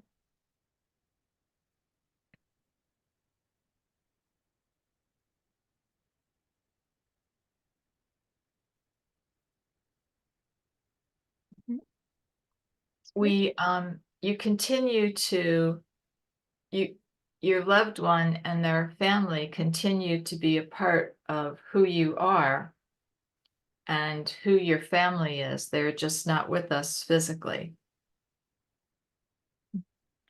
Також ви можете продовжувати бути тими самими членами сім'ї, такою самою сім'єю, як ви були, продовжувати ті стосунки, які є, але не зважаючи, що, власне, фізично ваш партнер не присутній зараз. Are we okay? Yes? Probably yes. Okay. And we have a question. Yeah. Уляна, будь ласка, Будь ласка, питайте. про linking objects детальніше. Можливо, розповідали, але не зовсім зрозуміло. Мгм. Або я не зрозуміла. Ага, ми ще до цього не дійшли. So can you please speak more about linking objects? Say that again, please. Can you please speak more about linking objects? Yes. They're called linking objects, but they can either be a real type of an object or something that's symbolic, but they connect us to our loved ones in a personal way that we understand, okay, and that are priceless to us. Мгм. So they're a personal connection, And it might be your loved one's sweater. It might be a piece of clothes. It may be a ring. It may be anything that's important, their last gift. It may be, I have known widows where it's taken them sometimes 2 years, 3 years to get rid of, to throw out their husband's toothbrush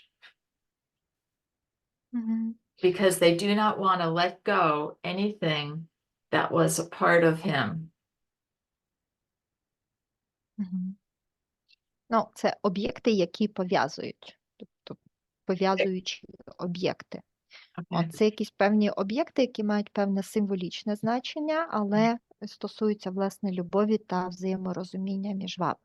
Щось, що є для вас, для вдови, є безцінним. Щось, через що можна встановлювати і продовжувати ці особисті зв'язки між вдовою та померлим. Це може бути светр чи якісь будь-які інші елементи одягу, може бути, наприклад, обручка, або останній подарунок, отриманий від померлої людини.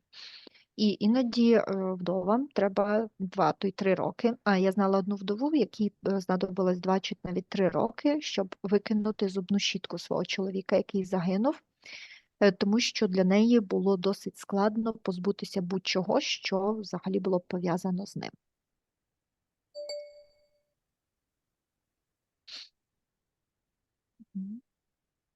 Yes.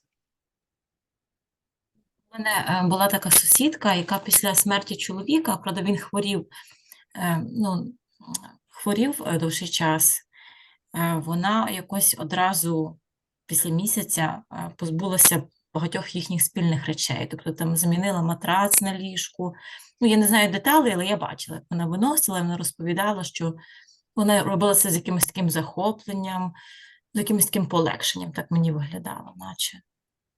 Але фактор смерті такий, вони були біля 60 років, сімейна пара, чоловік довший час хворів.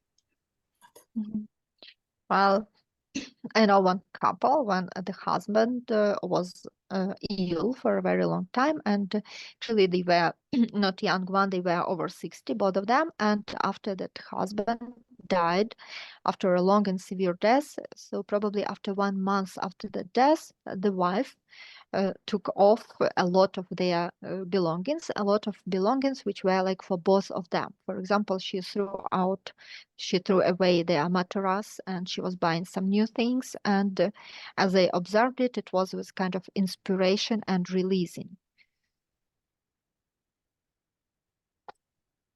It was what it was relief, and what was it? And inspiration. Excitement. Okay. Sometimes when you have someone who has been sick for a very long time, and again, it's anticipated deaths, and in the course of their illness, your relationship changes, and in small and large ways, you grieve the loss of the life and the relationship you once had. It's not uncommon for someone who has been in that position where they've been the caretaker, okay, to feel that type of just relief, that the burdens of being a caretaker are over. І досить часто таке трапляється в стосунках, коли хтось один в сім'ї важко і довго хворіє, і з одного боку це ще також є очікувана смерть, передбачувана смерть, але тут досить часто ще є момент горювання саме за такими стосунками і за тим, що між ними було, коли ще був той член родини здоровий. І коли член родини помирає після такої довгої хвороби, то звісно ж, хтось із членів родини був йому доглядальником, і от той член родини, який був доглядальником, так, він може в цей момент відчувати лише полегшення від того, що цей тягар доглядати важкохвору людину вже для нього закінчився. Так? That's okay?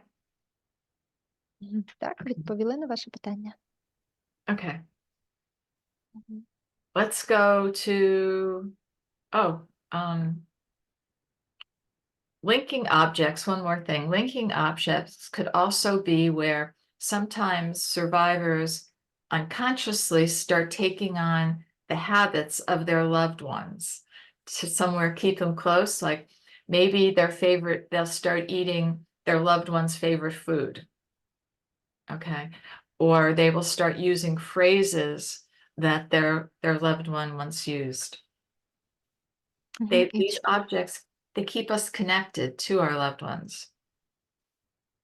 Мгм.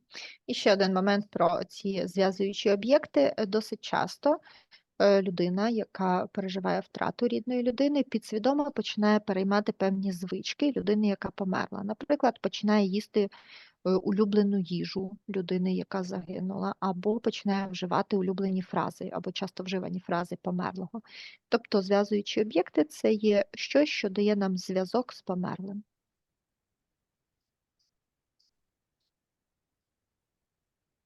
Next slide. Go ahead.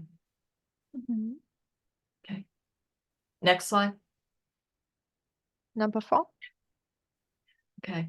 Well, particularly for widows, when their husband is killed, her husband dies, one of the needs that they have is to develop a new self-identity. Who are they? Who are they now? Are they, who are they with their husband dead? Are they make the journey from going from wife to widow to a woman of her own being again. And this is a need that widows have to go through. І для дружин, які втратили свого чоловіка, для жінок, в принципі, в цілому так, але особливо для дружин, є основною такою потребою ще розвинути, усвідомити свою нову самоідентичність, тобто ким вона є зараз, після втрати чоловіка, ким вона залишалась.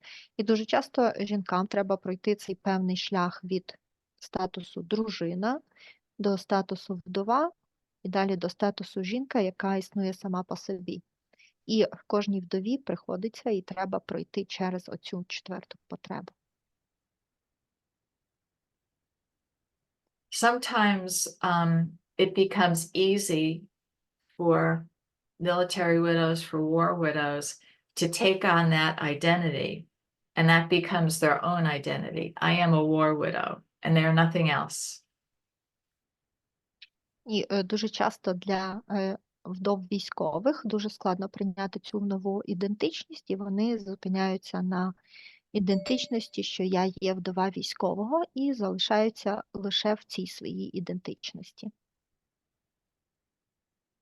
They may also feel that by taking on that identity of just being a war widow, people maybe give them more sympathy or more attention or more benefits. І досить часто ця зупинка на понятті, що я є вдовою військового, у жінок ще може бути в очікуванні того, що цей статус їй може дати трошки більше симпатії від суспільства, або більше уваги до них привернути, або може дати їм певні якісь пільги, щось може з цього отримати користь. And this may prevent them from really working through the needs of their grief. It may prevent them from really, they get stuck in being the war widow and they don't work through the needs of their grief. І досить часто це їх зупиняє від поступового проживання їхнього горя, від поступового відгорьовування. Вони просто зупиняються на цьому моменті, що я є вдова військового.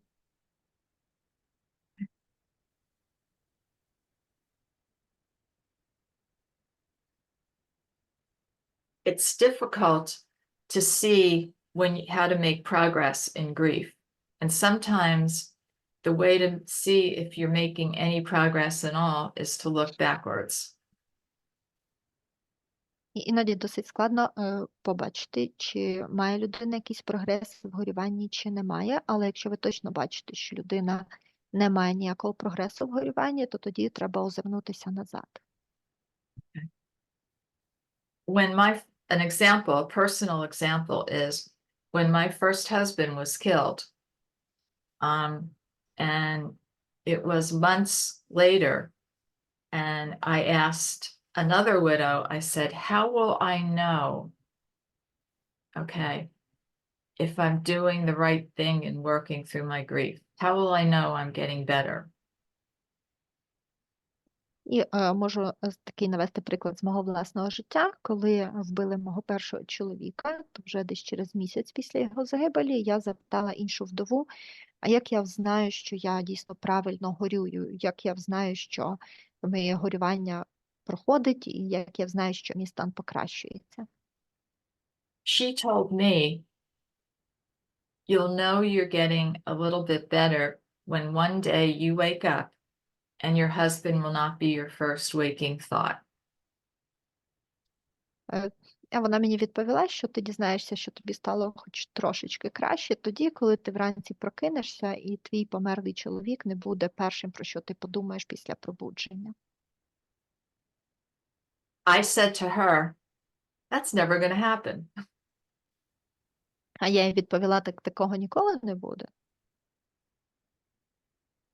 And yet it did one day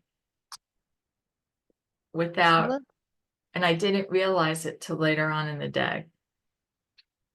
але все ж таки одного дня це сталося, і я це усвідомила в той же день, а не пізніше. But that is making progress in grief. Тому кожна людина в своєму горюванні все ж таки прогресує. Does anyone have any questions about widows? Які є ще питання про вдов? Or where they are, or what are they stuck on? Або стосовно того моменту, що де вони, на якому моменті застрягають?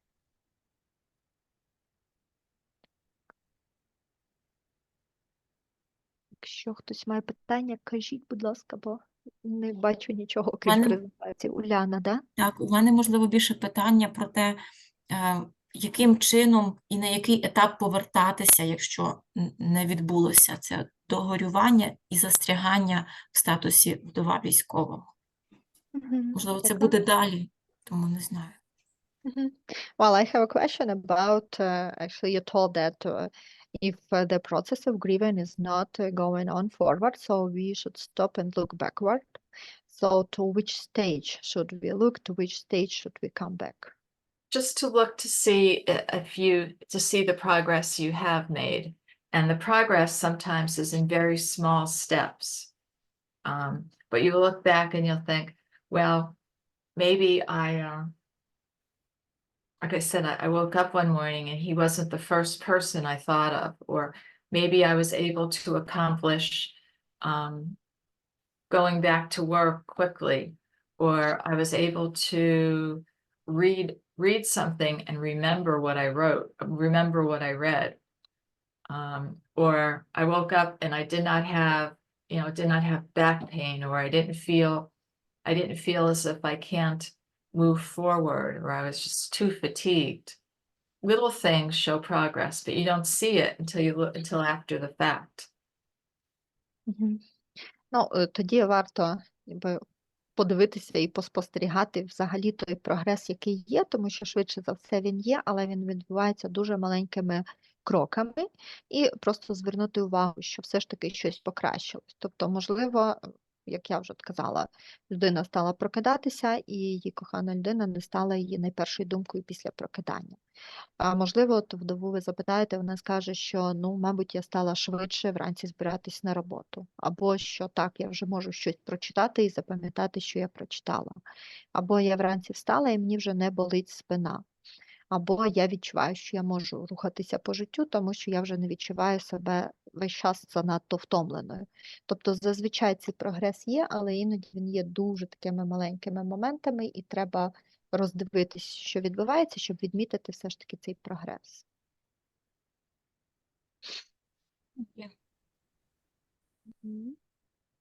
Next, please. Next slide.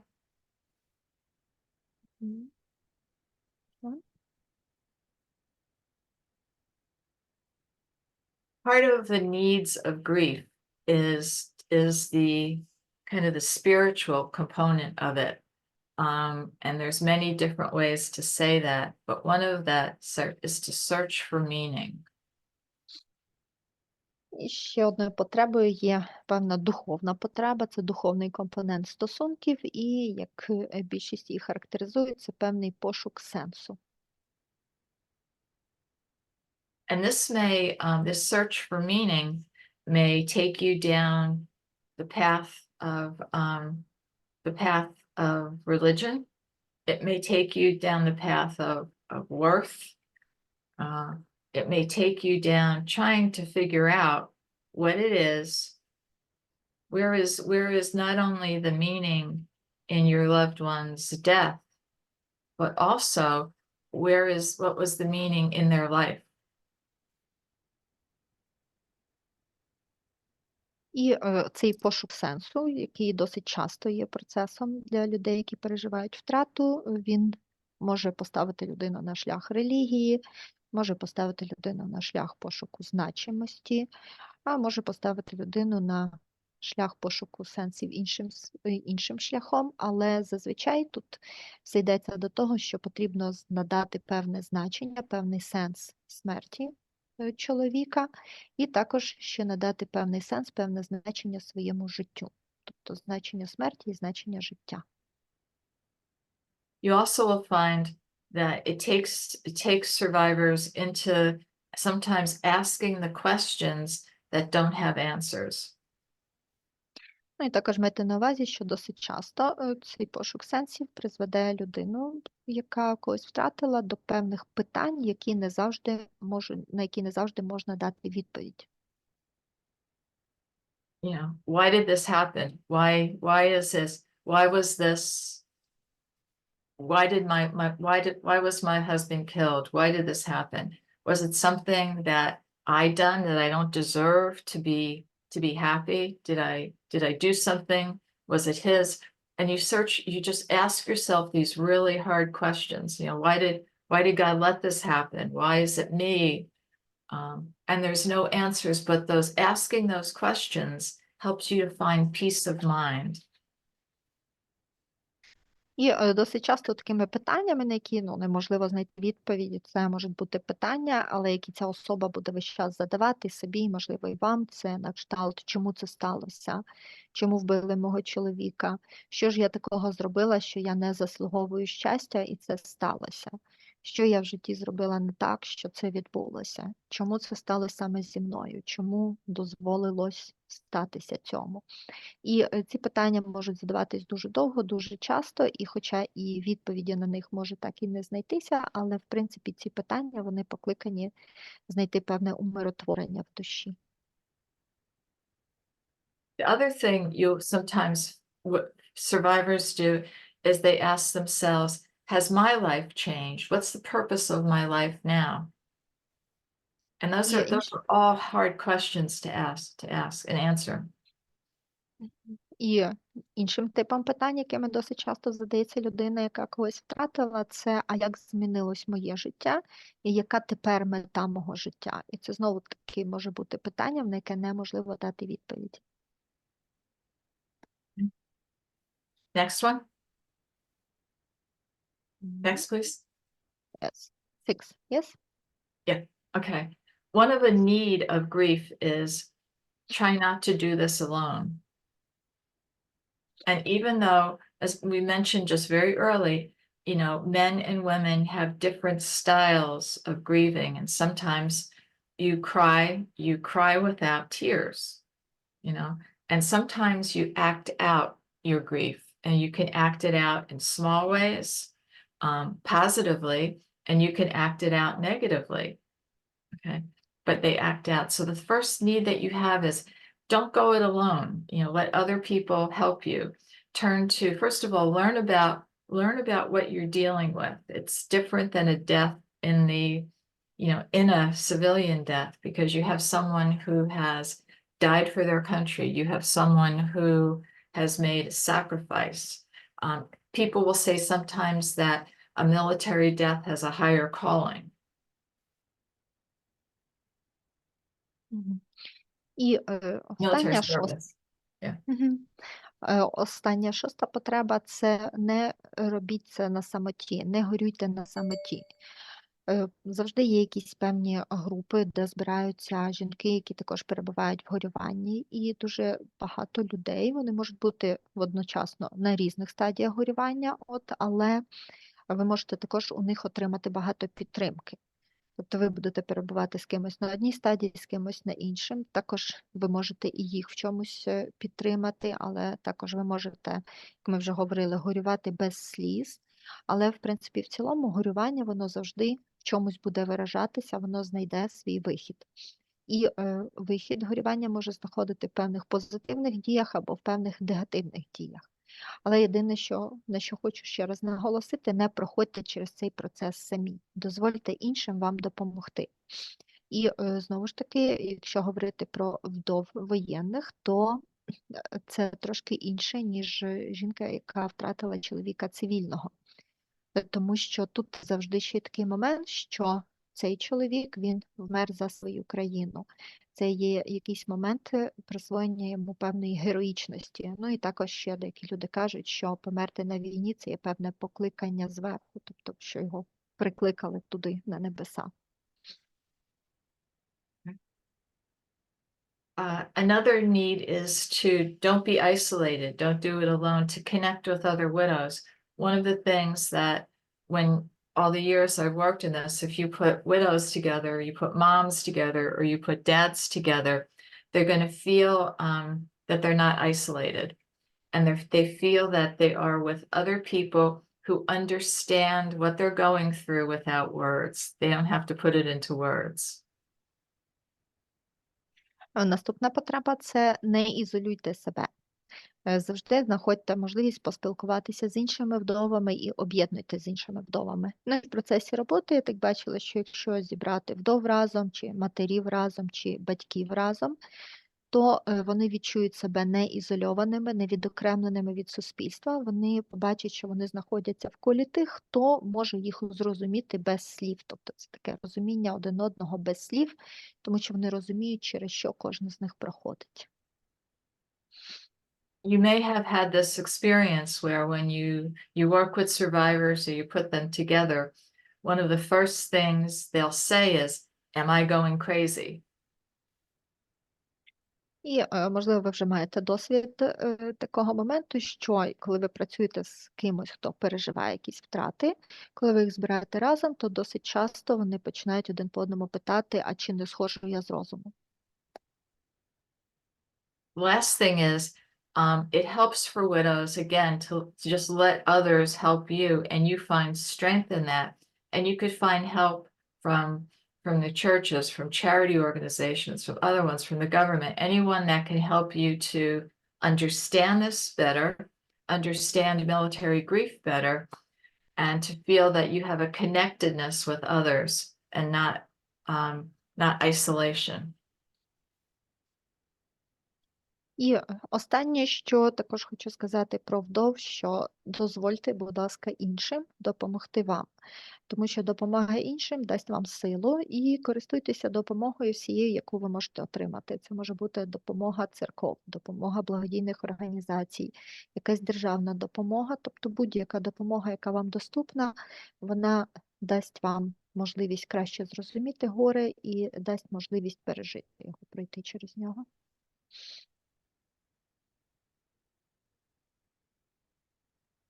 Question. Можна питання? Джоан, а як ви відповідаєте на це питання, коли вдова запитує, чи не схожу я з розуму? Що ви відповідаєте? Okay, and Joan, what are you answering that question when the widow is asking, am I going crazy? I've asked that question, and the answer is no, you're not. This is normal for the type of loss that you've experienced. You know, given that you've had this loss, this is a normal reaction to this traumatic situation. Отак, мене питали це питання, і я зазвичай відповідаю, що ні, ви не сходите з розуму, це не так. І те, що ви відчуваєте, це є нормальним для того типу втрати, яку ви зараз переживаєте. І проходити через таку втрату, це, в принципі, є нормально мати такі відчуття в цей час. What I've learned from all of the people that I've worked with, from the military, from other survivors, is that the more you know about military grief, the more you will feel that you're not going crazy. This is just a normal reaction to this traumatic situation. І також, що ще я дізналася зі свого досвіду і з досвіду моїх колег, це те, чим більше ти знаєш, більше вивчаєш про саме воєнне горювання, тим більше ти знаєш і ти впевнений, що ти не сходиш з розуму, що це просто є нормальне переживання в процесі такого травматичного горювання, такого травматичного досвіду. One last personal example is years ago when my husband was killed, and he was killed with 7 others. And we went to psychologists, and we found we were more isolated than we were helped. And it wasn't that they weren't good people, it was just they didn't understand the nature of our loss.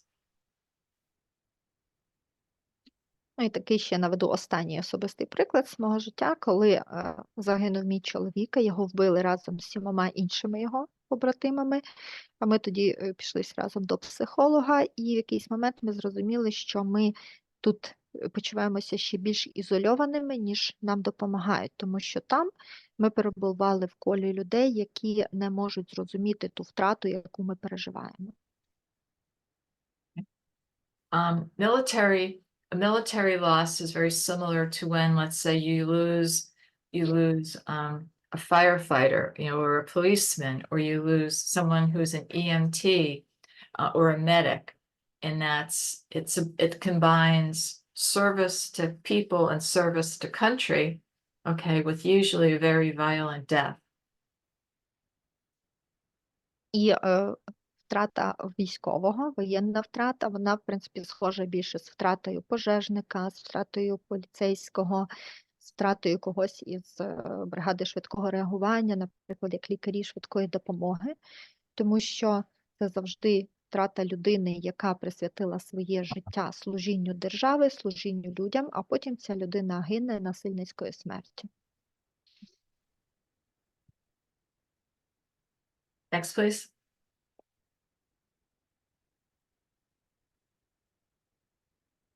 Okay, this I like.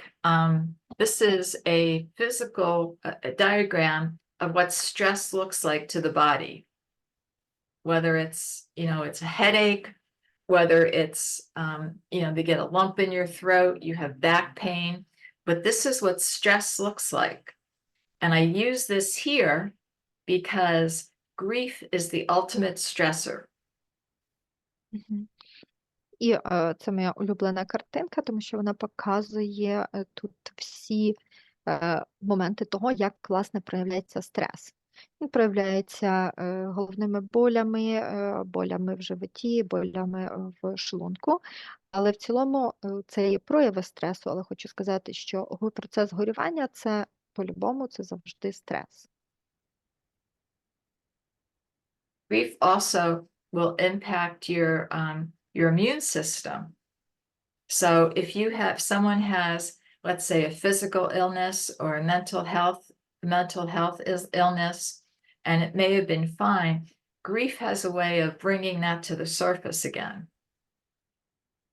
І також горювання впливає ще на імунну систему людини. І якщо в людини і були до того якісь певні фізичні або ментальні розлади здоров'я, то горювання все це витягне на поверхню. Last slide, please.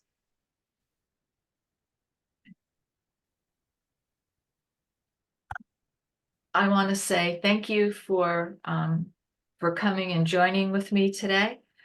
Does anyone else have any other questions, either now, or feel free to contact Vladimir with questions, or to write to me, although Google didn't know how to translate my email address. So that didn't know had anything to do with that, but that's my email address. I'll be happy to help you out as best as I can. Let's say, should you contact me directly? I know some people don't like to ask questions in a group. І що ж, це вже завершення. Дуже дякую всім за увагу. Дякую, що приєдналися до мого сьогоднішнього вебінару. І також цікаво почути, можливо, ще є питання, залишились, то я відповім. А якщо, можливо, ви хочете задати питання пізніше, то можете сконтактувати з Володимиром, він мені передасть ці питання, або можете мені писати на електронну адресу. Слава Богу, Google її не переклав, тому ви її можете бачити. Тут вона правильна, і я знаю, що просто деякі люди не люблять питати щось публічно, але можуть захотіти так запитати особисто, тому, будь ласка, можете писати на мою електронну адресу. Okay. One last comment that I have, and please excuse my accent, but Slava Ukraini. Я хочу сказати останні мої слова на цьому вебінарі. Вибачте за акцент, але слава Україні і героям слава. Героям слава. Anyone? Дякуємо, Джоанно. У Уляни є ще питання, напевно, бо рука піднята. Дякую. Хотіла ще уточнити, можливо, в Ольги про цей приклад від Джоани, коли вона прийшла з членами родин її чоловіка, які разом загинули, і вона говорила про ізоляцію. Я не зовсім зрозуміла, вони себе відчували більш ізольованими на прийомі у психолога, аніж у суспільстві, де не розуміють їхньої воєнної втрати. Що саме вона мала на увазі? Зараз давайте уточнимо. And John, when you were given the last your private example, you told that, or maybe it is also a misunderstanding, that when you and other widows were attending psychologists, you were feeling more isolated because that person, that psychologist, was not able to understand the type of loss you experiencing, or you were feeling isolated in the society. Okay, yeah, I had a feeling that I did not explain that very well.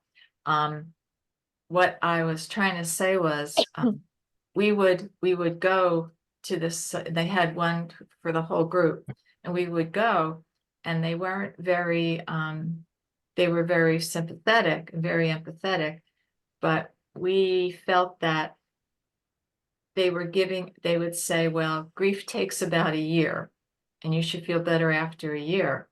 And with military loss, that's not the case, because we were still getting information about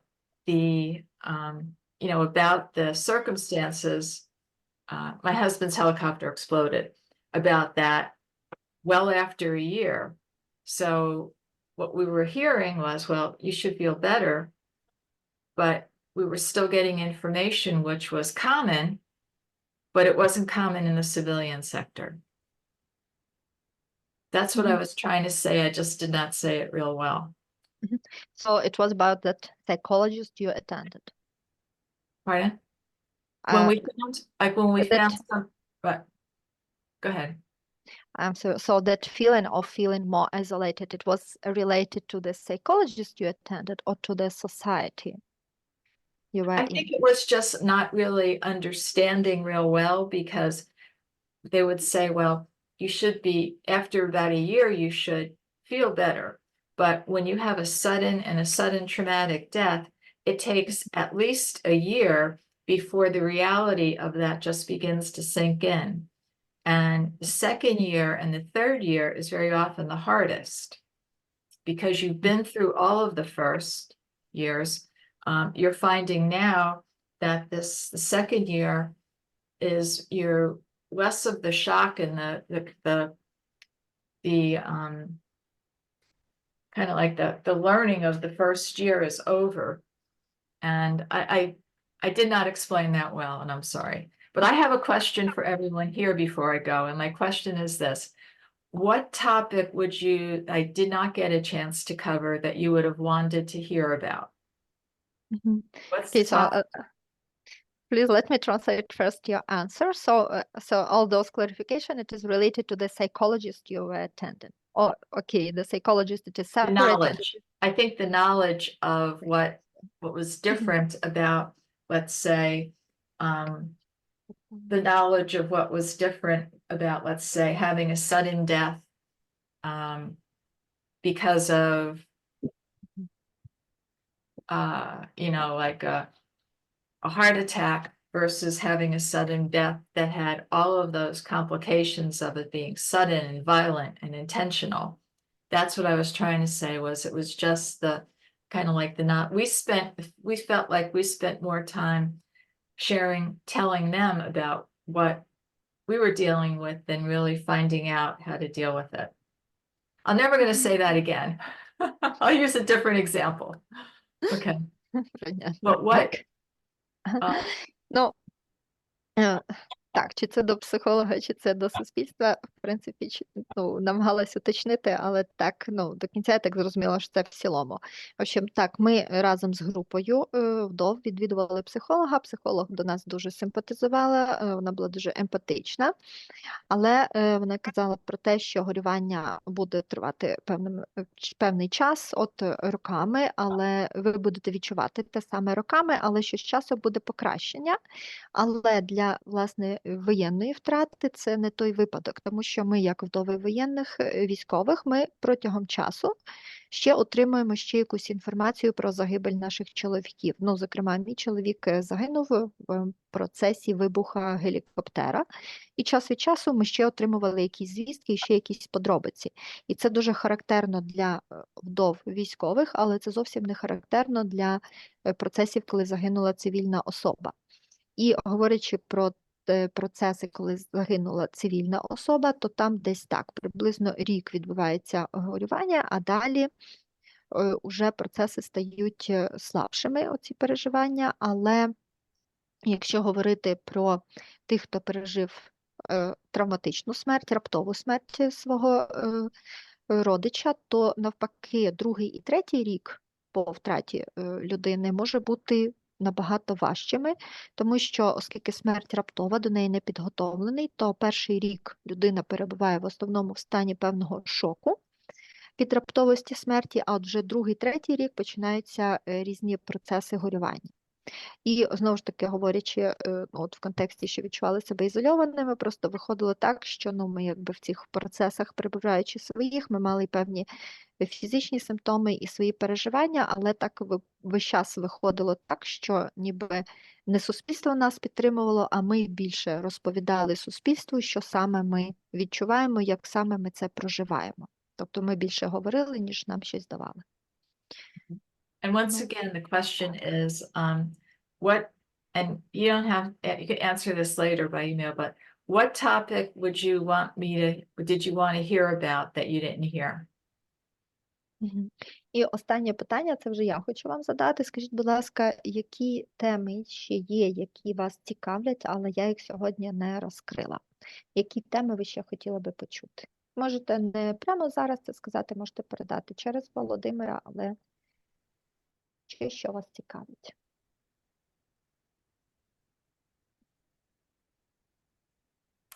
Я можу сказати зараз, можна сказати, так? Я хотіла Скажи, почути про зниклих безвісті. От як в цьому випадку працювати з жінками, з дружинами?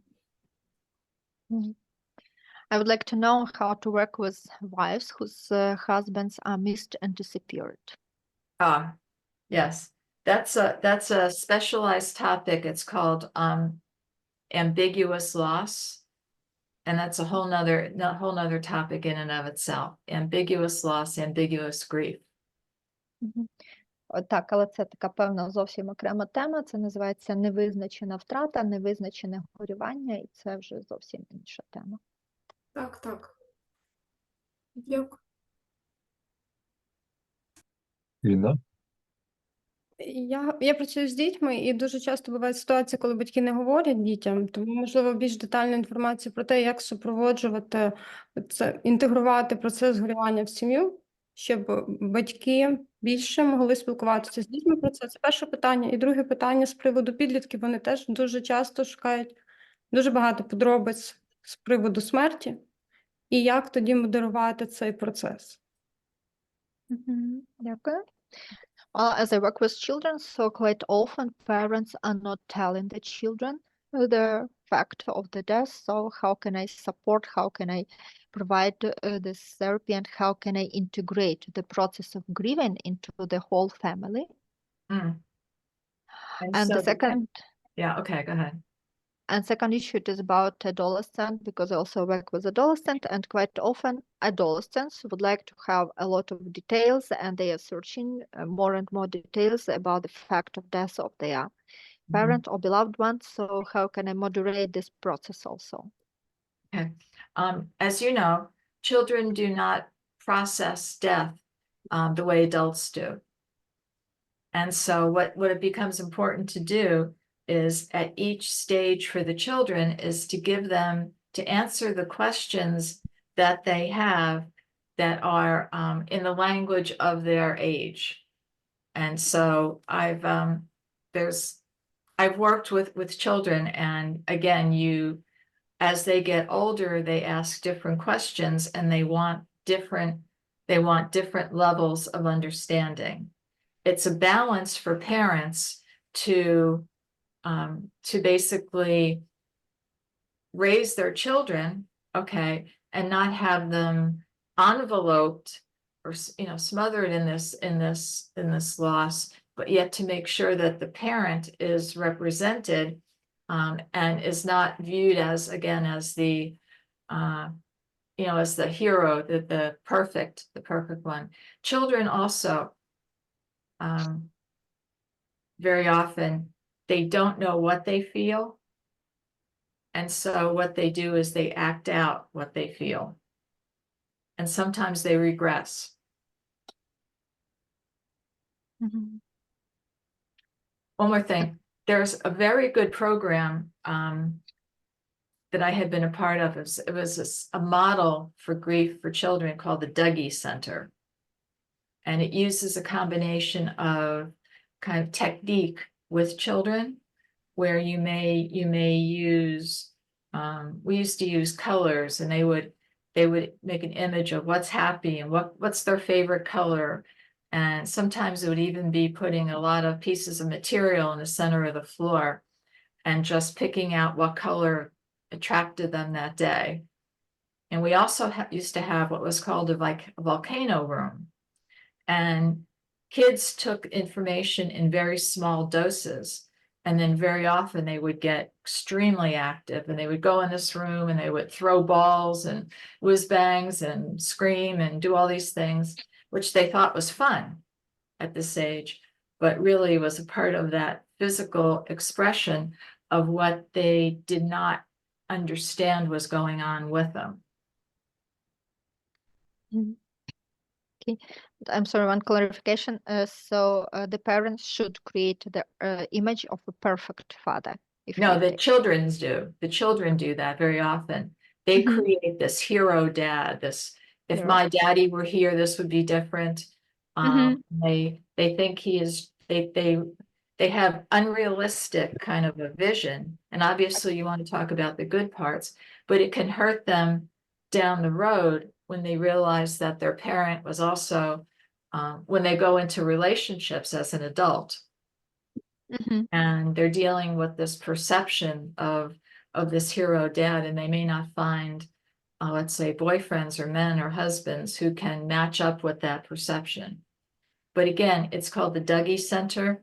It has a really good process for kids to act out and process grief with techniques. And I could tell you more about it, but I would need to go back and refresh my notes on it. And can you please write in chat this Dougie Center? Pardon? Just the definition itself. Can you please write in chat the name, the title, Dougie Center? Have you write it? I'll have to find that out for you. It was a process that they used, and we used it here in Norfolk, Virginia, and was very effective. От.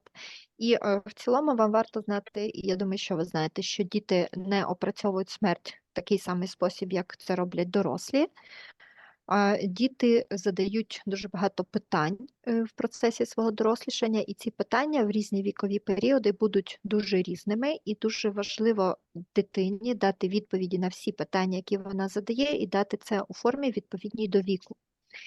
І чим діти стають старшими, то їх питання змінюються, і в них також змінюється і суть питань, і рівень розуміння ситуації та питань.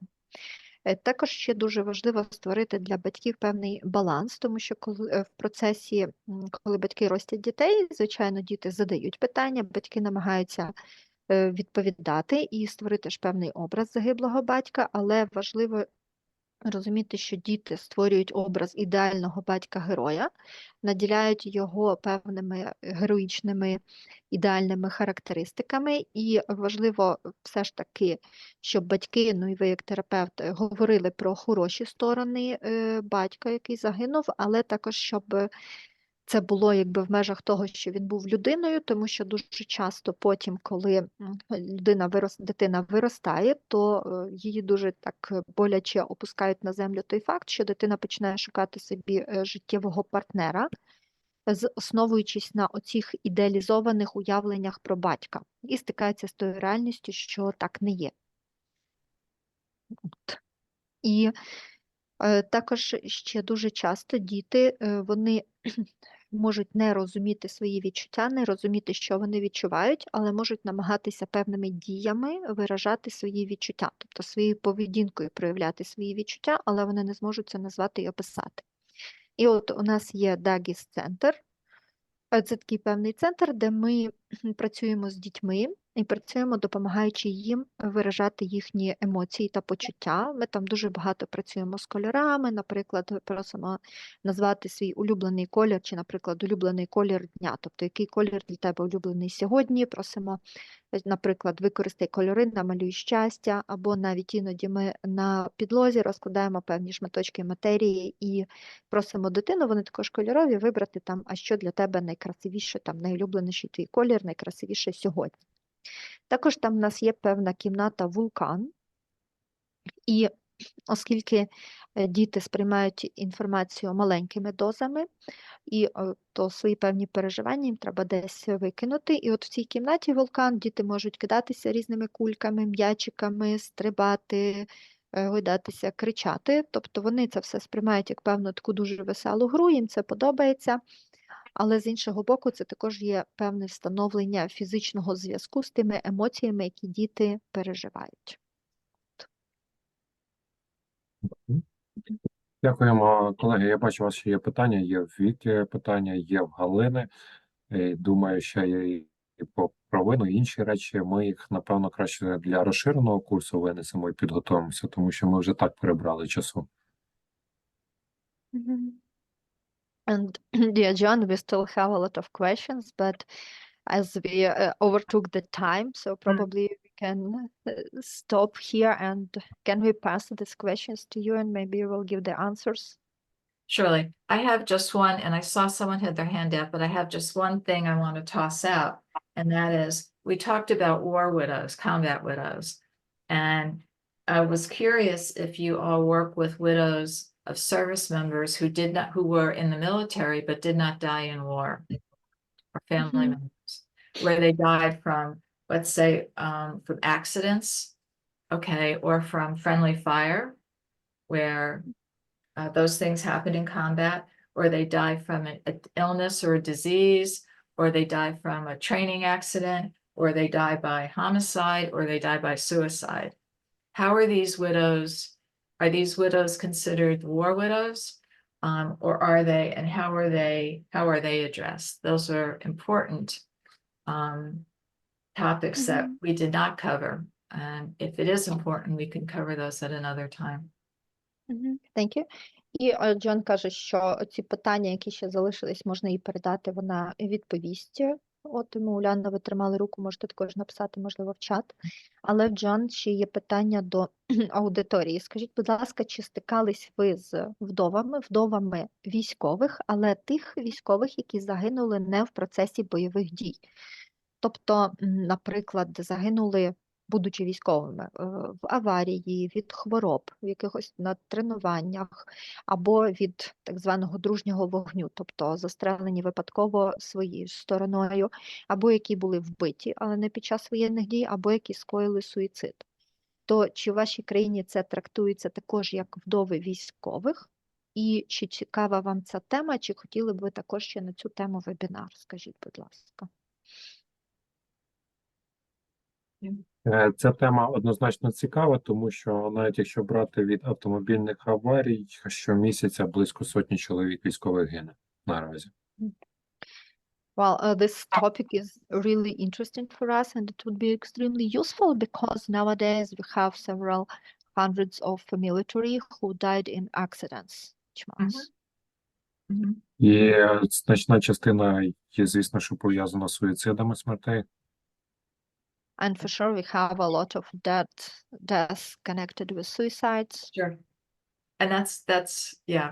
What happens with what happened in other places where I've worked is that for the service members who died, let's say, not in combat, but in an accident while training, while traveling, their death and the widow's grief is seen as less relevant. It's not as important as the combat deaths. And that creates something in those survivors called disenfranchised grief, where their loss is not acknowledged. It's seen as, again, as not important, not relevant, and they don't get the support they need in terms of recognizing and validating their grief.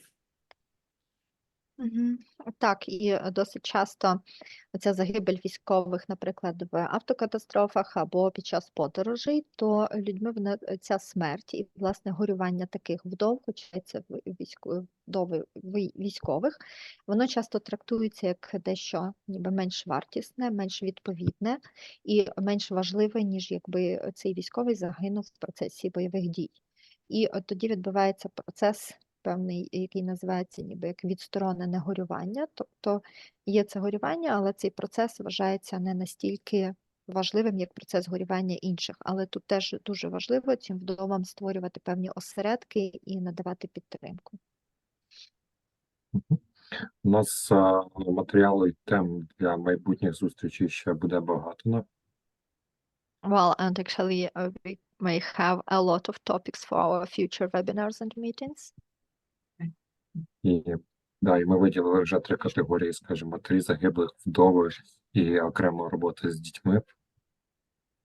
So now I can state that we figured out 3 categories, like to work with different kind of widows separately and also to work with children, like another issue. Right, and to work with parents, if you have any. І робота з батьками, якщо вам це теж цікаво, так? Так. And service members. І кількість запитів росте. І також ще Джон каже ще про роботу з сослуживцями, з тими, хто на службі. And also, unfortunately, we have more and more requests for this. I understand. Я пропоную зараз зробити загальний такий скрін з нашого навчання, поставити якісь певні емоції, лайки. And I would like to make a screenshot for all of us, screenshot of this event, and I would like you maybe to put some emojis for Joan. So we are putting hearts. All these hearts are for you. Oh, thank you. And I would like you to also share with me what didn't work for you. Again, my goal is always to provide useful type of information. And if something was missing, if something worked, what do you need? That's the type of feedback that I do appreciate. Ну, я дуже вам вдячна, і дуже ще також прошу з вашого боку, напишіть, будь ласка, що вам не зайшло, чи, можливо, яка інформація вам була не дуже корисна, тому що моя основна мета – це робити дійсно корисні вебінари, корисні саме для тої категорії, для якої я її проводжу, тому щоб це було дійсно для вас корисно, можете написати і те, що якби вам було б зайвим, чи що б ви не хотіли слухати. Дякуємо, Джоан. Все було чітко, структуровано. Thank you, John. Thank you, John, very much. Thank you for being so much structured and clear. So as really a former engineer. And Google Translate's not my friend. Бачите, якось з Google Translate ми не подружились, але... And maybe share the presentation between the participants of this webinar. Sure. Okay. Thank you Okay, so thank much. you. Okay. Ми сподіваємося на швидку наступну зустріч вже, напевно, з Нового року.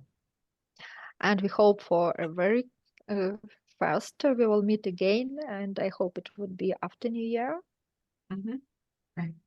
Okay, sure. And once again, I will try my Ukrainian with Slava Ukraini. Героям Героям слава. Героям слава і радісних різдвяних свят. So have a happy Christmas and happy New Year. Thank you very much. And the same. Okay. All right. To peace. For peace. Thank you.